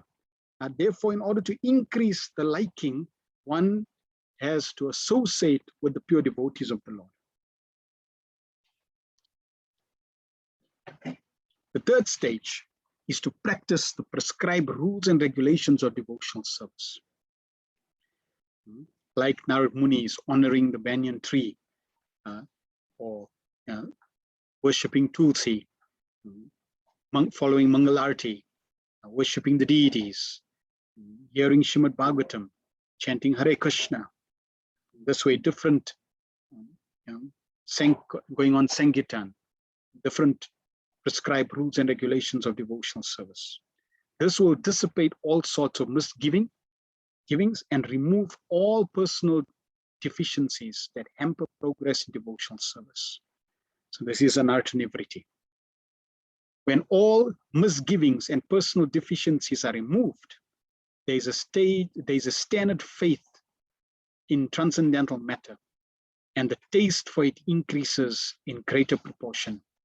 This stage leads to attraction, and after this, there is bhava, or the prior stage of unalloyed love for God. All the above different stages are but different stages of development of transcendental love. So right even from the first stage of Shraddha, it's loving Krishna. We are becoming lovers of Krishna. So even Shraddha, liking of the Lord, just like when you meet somebody in the material world, there is some initial attraction there. There may be some material infatuation, or maybe you just see the person and you just like the beauty that's there. It's very shallow, right? There's no real deep connection and loving reciprocation, but at least that's a start. So similarly with Krishna also, all these different stages are different stages of development of our transcendental love. Being so surcharged with transcendental love, there comes a strong feeling of separation, which leads to 8 different kinds of ecstasies. Tears from the eyes of a devotee is an automatic reaction. And because Sri Narad Muni in his previous birth attained that stage very quickly after his departure from home, it was quite possible for him to perceive the actual presence of the Lord, which he tangibly experienced by his developed spiritual senses without material tinge. So Prabhupada is sharing the full process, the stages of love that a sadhaka will go through.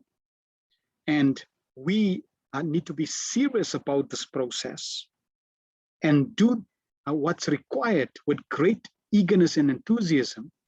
Apply the process in terms of the different stages and come to the stage where we're feeling that separation from Krishna.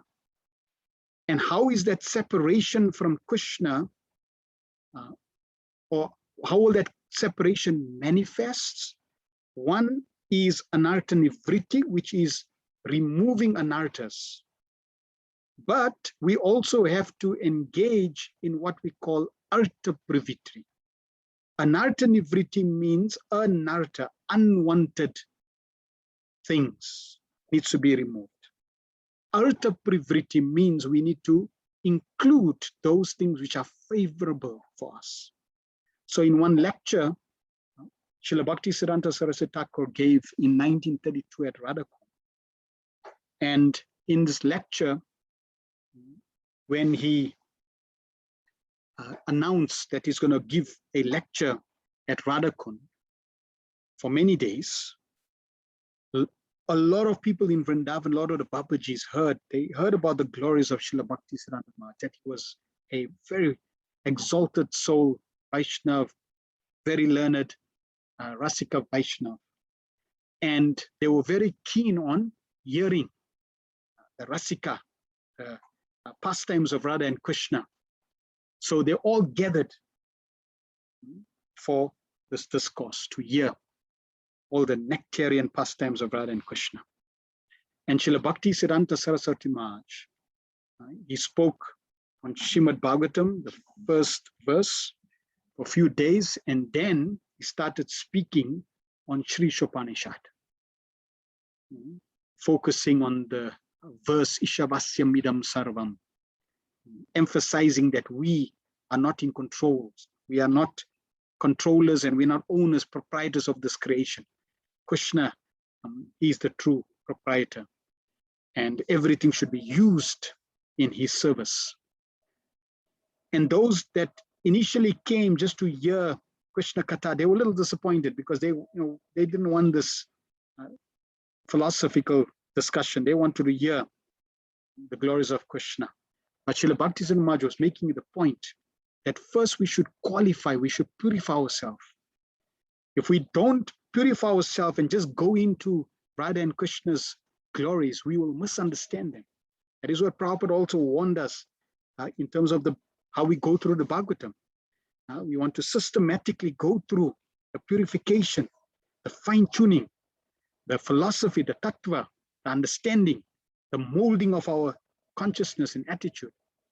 In this way, we can then enter into the proper understanding of Radha and Krishna. So he gave for many, many, many days. And like that, slowly, one by one, all they started leaving because they get to understand, I'm not getting my nectar. Yeah, okay. So they slowly started leaving. At the end, there were those that was really serious and qualified to hear about Radha and Krishna's pastimes. They were the ones that were left. So then in one of those lectures, Srila Bhaktisiddhanta Maharaj made this point, that one should not make the mistake of thinking that anartha nivritti is our prayojan. That means becoming purified of sins is not our goal. One thinking like this will never enter into artha pravritti. For this reason, I will begin speaking about Astakalya Lila. That means the eightfold pastimes of Radha and Krishna. I know that you are not ready to hear it, but we should know such a transcendental idea exists in the realm of devotion. This is why anartha nivritti is essential. After the realm of anartha nivritti is artha pravritti, pure conjugal service to Radha and Krishna. That is transcendental reality. If we do not know of this transcendental realm, then all of our efforts may end up in nirvishesha pad. So for us, we know that there is a transcendental realm, and in that realm, we exist, we come from that spiritual realm where we are meant to eternally serve Radha and Krishna. So we are eternal servants of Radha and Krishna, and that is our goal, that is our desire. So we want to hear about the pastimes of Radha and Krishna. We want to hear about the pastimes of the Supreme Lord from the Bhagavatam. And as we hear the pastimes of the Lord from the Bhagavatam, as we see the deity form of Radha and Krishna, as we chant the holy names of Radha and Krishna, as we serve the devotees of Radha and Krishna, as we serve the mission of Radha and Krishna, we will develop a greater and greater liking, attraction, affection for Radha and Krishna. And slowly from that attraction and affection, we will slowly begin to feel separation. That when will I see the Lord? When will I meet the Lord face to face? And this is how Narad Muni, as he was meditating on the Lord, he started feeling the separation, and the Lord manifested himself to him. So we also have to go through that. It's not that we just chant without any emotion or feeling. We want the feeling of liking, of wanting, of desiring.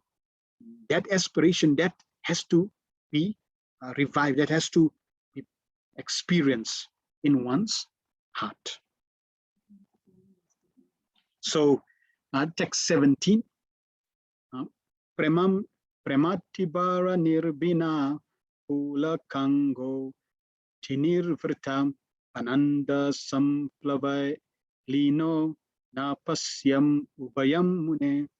O Vyasadeva, at that time, being exceedingly overpowered by feelings of happiness, every part of my body became separately enlivened.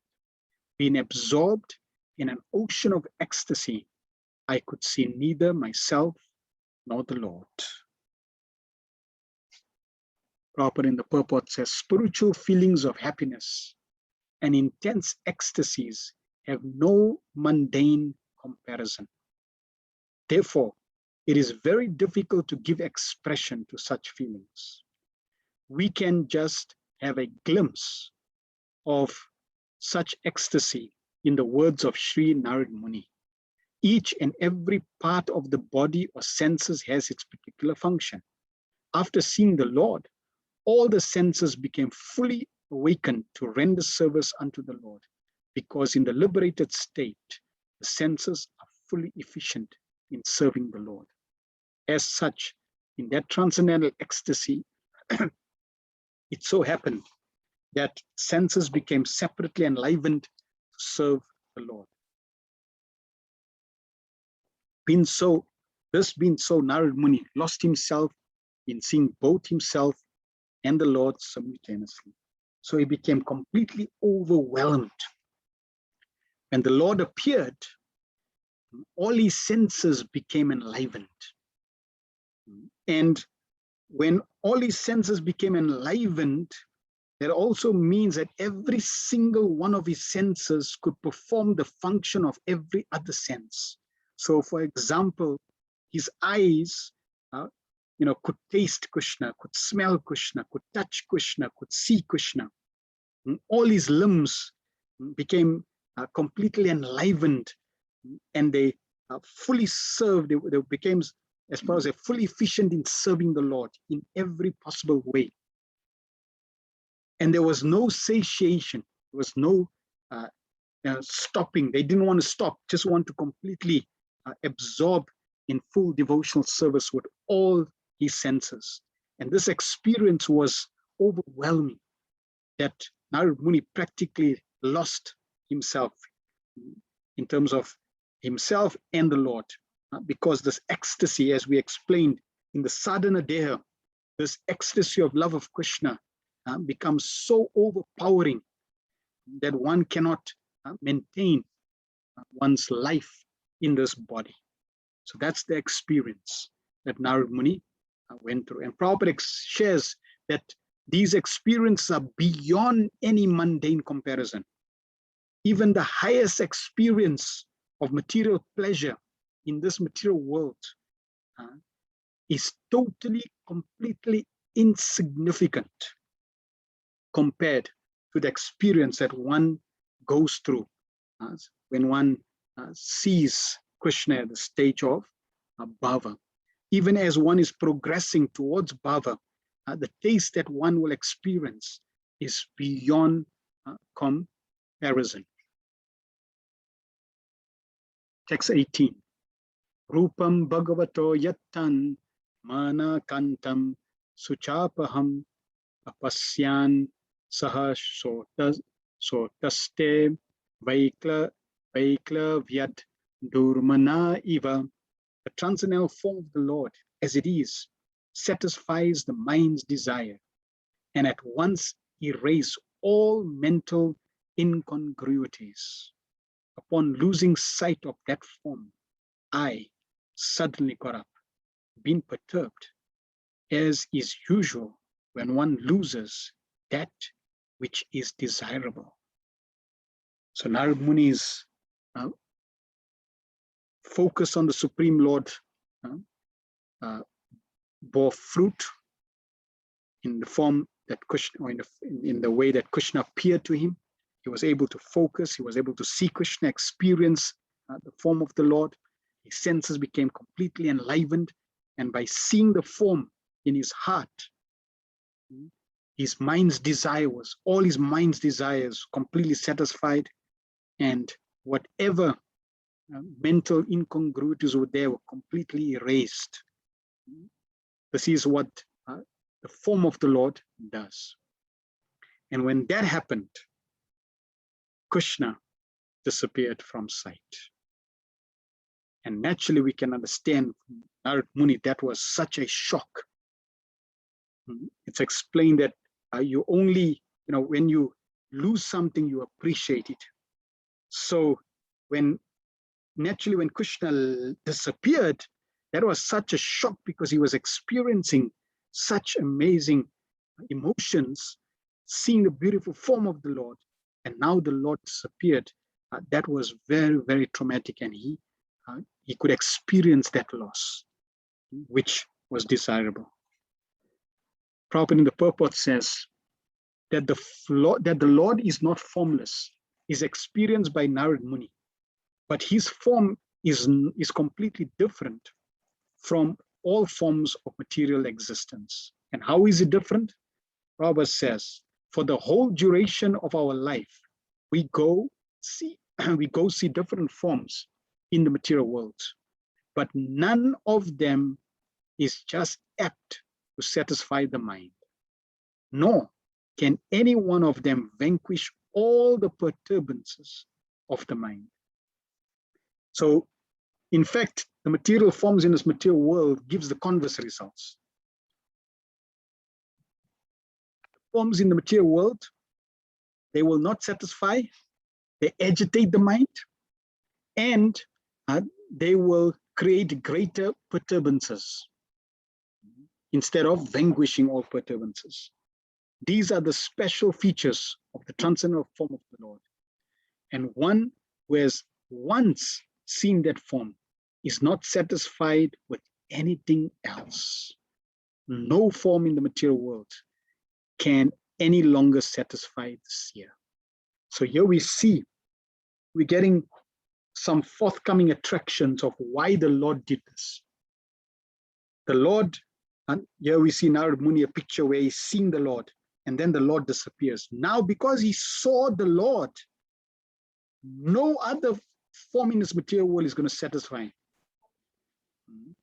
Just as much Parikshit saw Krishna in the womb, and after the Lord disappeared, Parikshit came out and he was searching, examining, where is that form, where is that form? So Narad Muni also is in the same situation.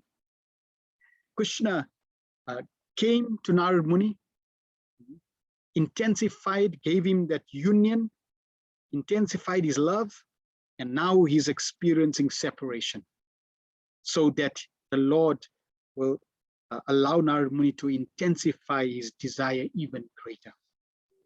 And we're going to hear also why the Lord did this next week. That the Lord is formless or impersonal means that he has nothing like a material form and is not like any material personality. As spiritual beings having eternal relations with that transcendental form of the Lord, we are life after life searching after that form of the Lord. And we are not satisfied by any other form of material appeasement. Narad Muni got a glimpse of this, but having not seen it again, he became perturbed and stood up all of a sudden to search it out. What we desire life after life was obtained by Narad Muni, and losing sight of him again was certainly a great shock for him. So Prabhupada is sharing with us what Narad Muni saw is what we want to see. What Narad Muni got is what we are searching life after life after life after life. And Prabhupada has given us the process to stop that search.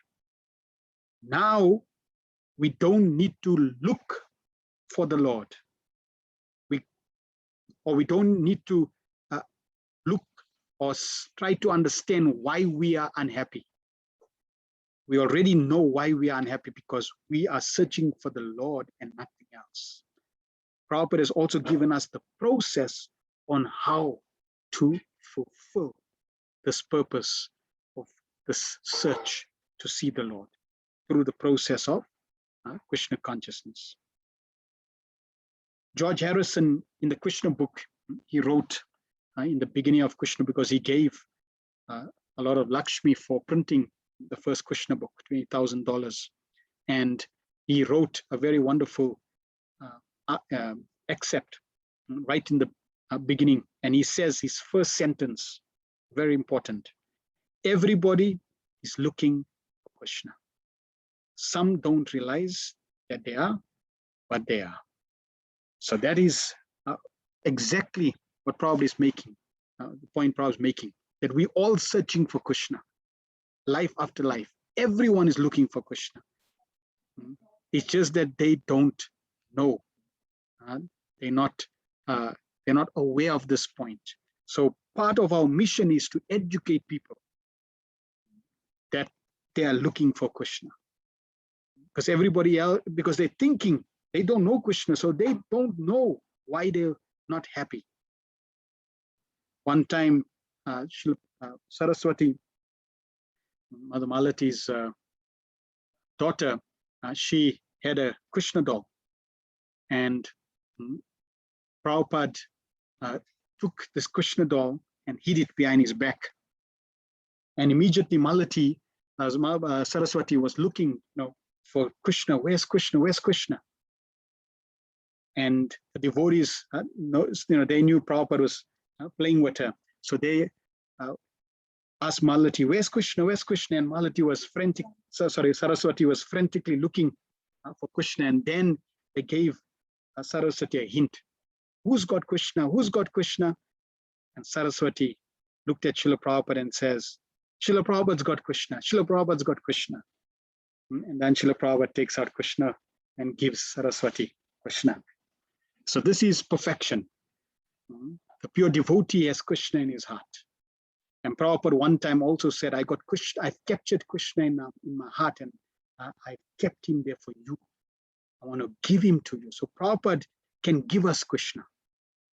We should be ready to embrace the process of Krishna consciousness sincerely and seriously, with great eagerness, so that we can also get Krishna. Krishna's form is beautiful.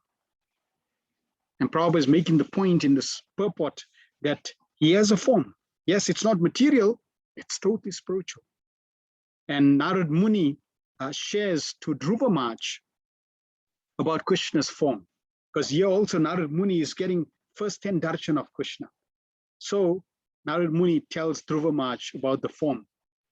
Tarunam Ramaning Yangam Arunoshte Sanandaram Pranata Shrayanam Nrinam Sharanyam Karunar Navam. Narad Muni continued. The Lord's form is always youthful.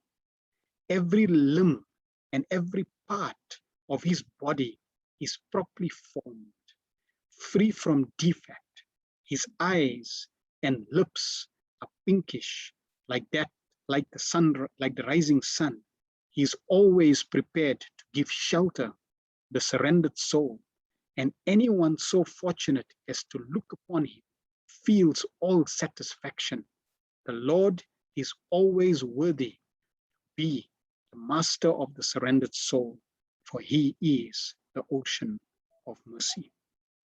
Krishna's beauty is inconceivable. Even Krishna himself, when he looks at his reflection, gets bewildered and thinks, who's this person? He's so beautiful. So Krishna's beauty is super excellent. And this is the beauty we're all searching for. We're all searching for. And finally, the last verse for today. Didriksastad ambhuya pranidaya mano hridi vikshamano pina pasyam aviptripta ivaptaru ivatura. I desired to see again that transcendental form of the Lord. But despite my attempts to concentrate upon the heart with eagerness to view the form again, I could not see him anymore. And thus satisfied, I was very much aggrieved. So now Narad Muni is aggrieved, but his aggrievement is transcendental, spiritual, is separate. His heart is burning in separation from Krishna. This is the other side of love, union and separation. And in both union and separation, we feel the love for Krishna. But Narad Muni is saying that I concentrated upon the heart with eagerness, that same eagerness that allowed him to see Krishna. With that same eagerness, and in fact with greater eagerness, he tried to apply the same process that Krishna appeared on the first time. He applied that same process, but the Lord did not appear. And Prabhupada gives a beautiful purport. And he starts off the first sentence: there is no mechanical process to see the form of the Lord.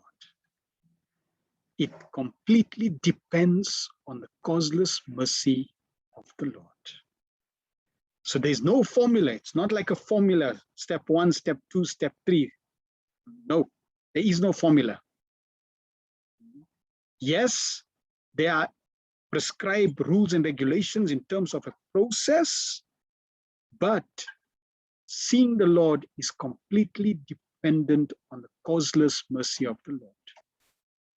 We cannot depend, Prabhupada continues, we cannot depend, we cannot depend, my apologies, we cannot demand the Lord to be present before our vision, just as we cannot demand the sun to rise whenever we like. So the sun will rise on its own and the sun will descend on its own. We cannot dictate, oh, sun, rise now, 5 minutes, in 5 minutes time, or set earlier. No, we have no control of the sun. So similarly, Krishna is like the sun. We cannot demand Krishna to appear. Krishna will appear according to his own sweet will. The sun rises out of his own accord. So also the Lord is pleased to be present out of his causeless mercy. So now Prabhupada is telling us exactly what we should do. One should simply await the opportune moment and go on discharging his prescribed duty in devotional service of the Lord. We already described the process, the attitude required, the characteristics that Narad Muni had. We should apply those, and with an open heart, not with a demanding heart, with a heart of saying, Krishna, you should appear, but with a receptive heart. We should simply continue and keep our heart open for the Lord to reciprocate. We don't want to demand, we don't want to command the Lord or demand the Lord. And just like in the material world, we base our activities and our outcomes on results. I'm doing something to get a result. Okay, it's very result orientated. I want to achieve a certain result. So when we're chanting, when we're practicing devotional service, we don't want that achievers mode. I want to achieve something. I want something. Therefore, because I want to achieve something, I'm going to do these things and I'm going to achieve something. No, we cannot have an achiever's attitude. We have to have a receiver's attitude, an attitude of opening my heart and receiving the grace, receiving the mercy of the Lord. And therefore, Prabhupada is saying one should simply await the opportune moment. Have that eagerness, have that utkanta, have that desire, that prayerful mood, simply opening, praying to the Lord, please be merciful. And in this way, leave it up to the Lord. Narad Muni thought that the Lord could be seen again by the same mechanical process which was successful in the first attempt. But in spite of his utmost endeavor, he could not make the second attempt successful. The Lord is completely independent of all obligations. he can simply be bound up by the tie of unalloyed devotion. Nor is he visible or perceivable by our material senses. When he pleases, being satisfied with the sincere attempt of devotional service depending completely on the mercy of the Lord, then he may be seen out of his own accord. So why did Narad Muni see him in the first instance?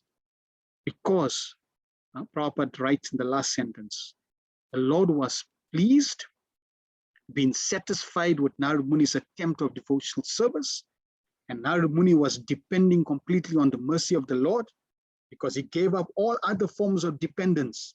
The dependence of his mother was taken away.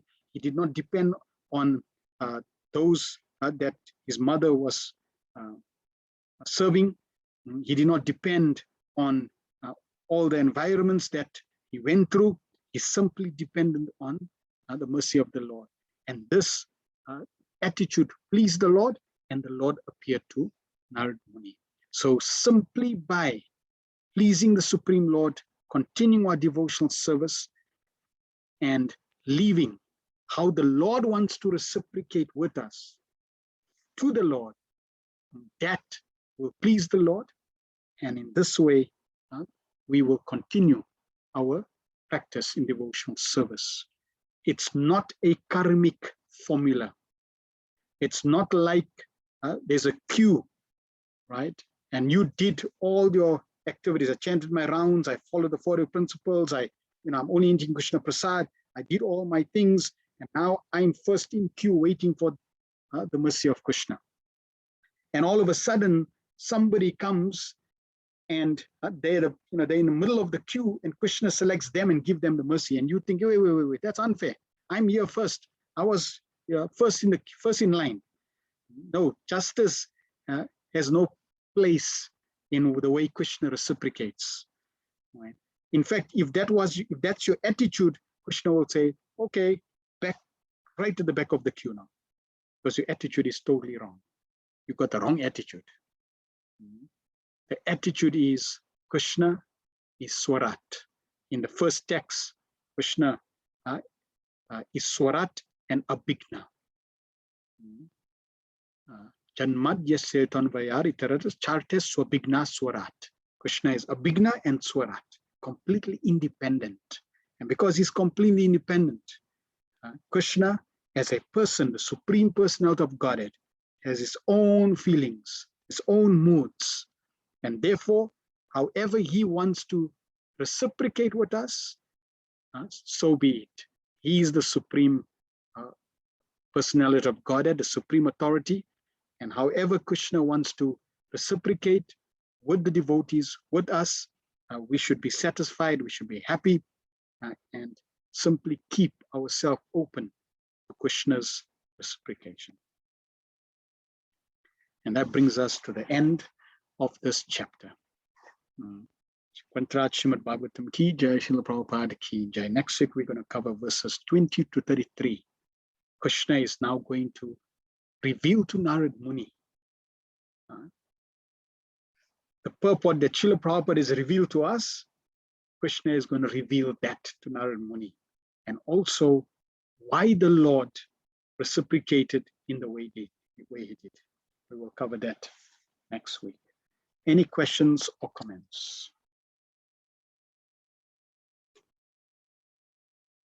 You can also unmute if you want to share. Right, I think Bafana Prabhu did make some point. All right. Explanation, the age issue reminded me of the proverbial verse. Remember now your Creator in the days of your youth, before the difficult days come. The tears draw nearer when you say, I have no pleaser in them. Very interesting. Yes. While, in fact, even in the previous chapter we heard, while you have good health, take full advantage.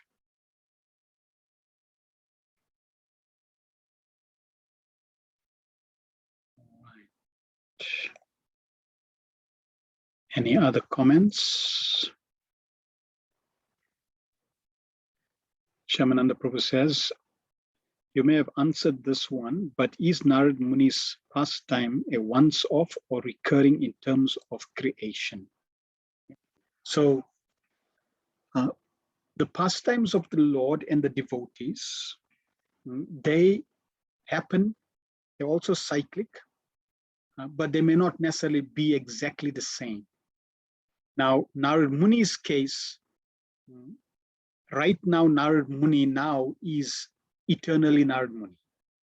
So Narad Muni has perfected his life, and now as Narad Muni, he travels around as the traveling spaceman and making other devotees. And those pastimes are now described in different Bhagavatams. So for example, we're going to see Narad Muni encountering Dhruva Maharaj. He's going to be helping Prahlad Maharaj. So many devotees encounter Narad Muni. So therefore, those pastimes will be there. In terms of Narad Muni's past, this is basically the same pastime that may be shared throughout the different other creations in terms of Srila Vyasadeva getting advice. Got a point? Yes. When you're speaking about the time when the Anart, you shouldn't spend so much of time, he gave the pastime of Srila Bhaktisiddhanta Maharaj, and you said that one shouldn't spend all one's time in Anartana Vritti. Then I was remembering how one time Pradumna, when he was serving Prabhupada in great intimacy as his assistant, was reading the Hari Bhakti, the Harinam Chintamani. And Prabhupada asked him, what book are you reading? So he said, Harinam Chintamani. Prabhupada, I read it every day. Prabhupada said, that's not necessary. You should read it one time because it gives you all the different offenses and how to counteract the offenses. You should learn it one time and move on to the other related literatures that help you develop relationships with Krishna. Can you say it in case I can? Nothing added. Just going through. Let us know if you heard Madri's point in regards to Prabhupada saying in relation to Harinam Chintamani. Shamananda Prabhu says, Hemavati says, absolutely beautiful class, Prabhu. Thank you very much. I'm blown away. Just feel like hearing more and more. Yes. And we need to intensify that. So that desire to hear more and more, that is healthy. That's spiritual health. Very good. Uttarani Devi does say, thank you very much for Nectarian class. Thank you. Madhachani says, thank you very much. I have so much more to learn. We all have much to learn. As we continue, we will learn more and more. And the more we continue, the more we learn how little we know. Rasaraj was, thank you, Prabhu. We've learned we completely depend on the mercy of Lord. We have to be sincere and patient. Yes. Mother Lash, Hare Krishna, Prabhu, thank you for the Krishna Katha. Due to the repetitive cycle of creation, when some souls transcend to the spiritual world, how is this gap to get plugged, overlooked in the material world? Does the presence of the soul disappear from the next cycle of creation? Due to the repetitive cycle of creation, when some souls descends to the spiritual world, how is the gap get plugged or overlooked? So there is no gap that is there. They are unlimited. In Bhagavad Gita, Krishna says the soul is sarvagata, all pervading, which means if you just look around you, there's a lot of space. That space is not empty. That space is filled with souls. So even if the whole universe gets liberated, like when Lord Chaitanya Mahaprabhu was on the planet, and what's the devotee's name? Vasudev Datta. So when Vasudev Datta, he prayed to the Lord that may all the sins all the living entities come on my head and let them be liberated. I'm happy to go to hell. And the Lord was so touched by his sentiment, devotional sentiment, that the Lord said, just by you mentioning that, all the souls have gone back to the spiritual world. And the whole universe became vacant. And instantly they were filled again. Why? Because there are unlimited universes and there's unlimited souls everywhere. So there won't be a gap. Don't worry. It'll be full cycle. The cycle of time and creation will continue. And those souls that have returned back to the spiritual world, they will experience their relationship with Krishna. So I hope I answered that. I hope I understood the question and answered it. If not, let me know, Madhalesh. Jagannath Priya Prabhu, thank you for today's most transcendental class. Thank you, Jagannath Priya Prabhu. Bhavana Prabhu, I now realize the essence of separation and agitation of the mind to make connections to the lost form of the Lord. The more we bring Krishna, the more we can sit in meditation. This brought me in connection with the Pancharatrika system. How is this system working in helping devotee in devotional service, as it said, especially in this Kali Yuga? Yes, Bhavana Prabhu. Pancharatrika Vidhi means the Lord's Achavigra form is there. And we can now see the form of the Lord. We can serve the form of the Lord. We can worship the form of the Lord. I can massage the Lord. I can dress the Lord. So now I'm engaging my senses in practical service. I can cook for the Lord. I can sing for the Lord. I can dance in front of the Lord. So which means that now I'm practically seeing the Lord face to face. I don't need to wait. Like in Narad Muni's case, he had to purify the altar of the heart, and then the Lord took shelter there. I don't need to wait for that moment. I can now see the Lord face to face in the form of Achavigra. And I can serve and massage. I can develop a personal relationship with the deity form of the Lord. And that personal relationship with the deity form is very powerful for us who are embodied. Okay, our spiritual life becomes tangible and real. And that facilitates our progress even more and more. Prabhupada says, when you decorate the deity form beautifully, Krishna decorates your heart beautifully. So like that, so the deity worship is a very important rail of the two rails of Krishna consciousness. That one rail of Pancharatrika Vidhi is extremely important, and the other rail of hearing and chanting, congregational Sankirtan, Bhagavad Katha, that is also very, very important rail. All right. Thank you very much for everyone's attendance. We will continue next week with verses 20 to 33. We will see, we may not complete all the verses, may do it in two parts, but we'll continue to hear now how the Lord reciprocates again with Narad Muni, and what happens to Narad Muni after the Lord has now disappeared. Grantraj Srimad Bhagavatam ki jai. Thanks a lot for the very beautiful class. Really appreciate it. Hare Krishna. Thank you, Nav Kishori Devi Dasi. Hare Krishna. We shall see you all next week. Srila Prabhupada ki jai.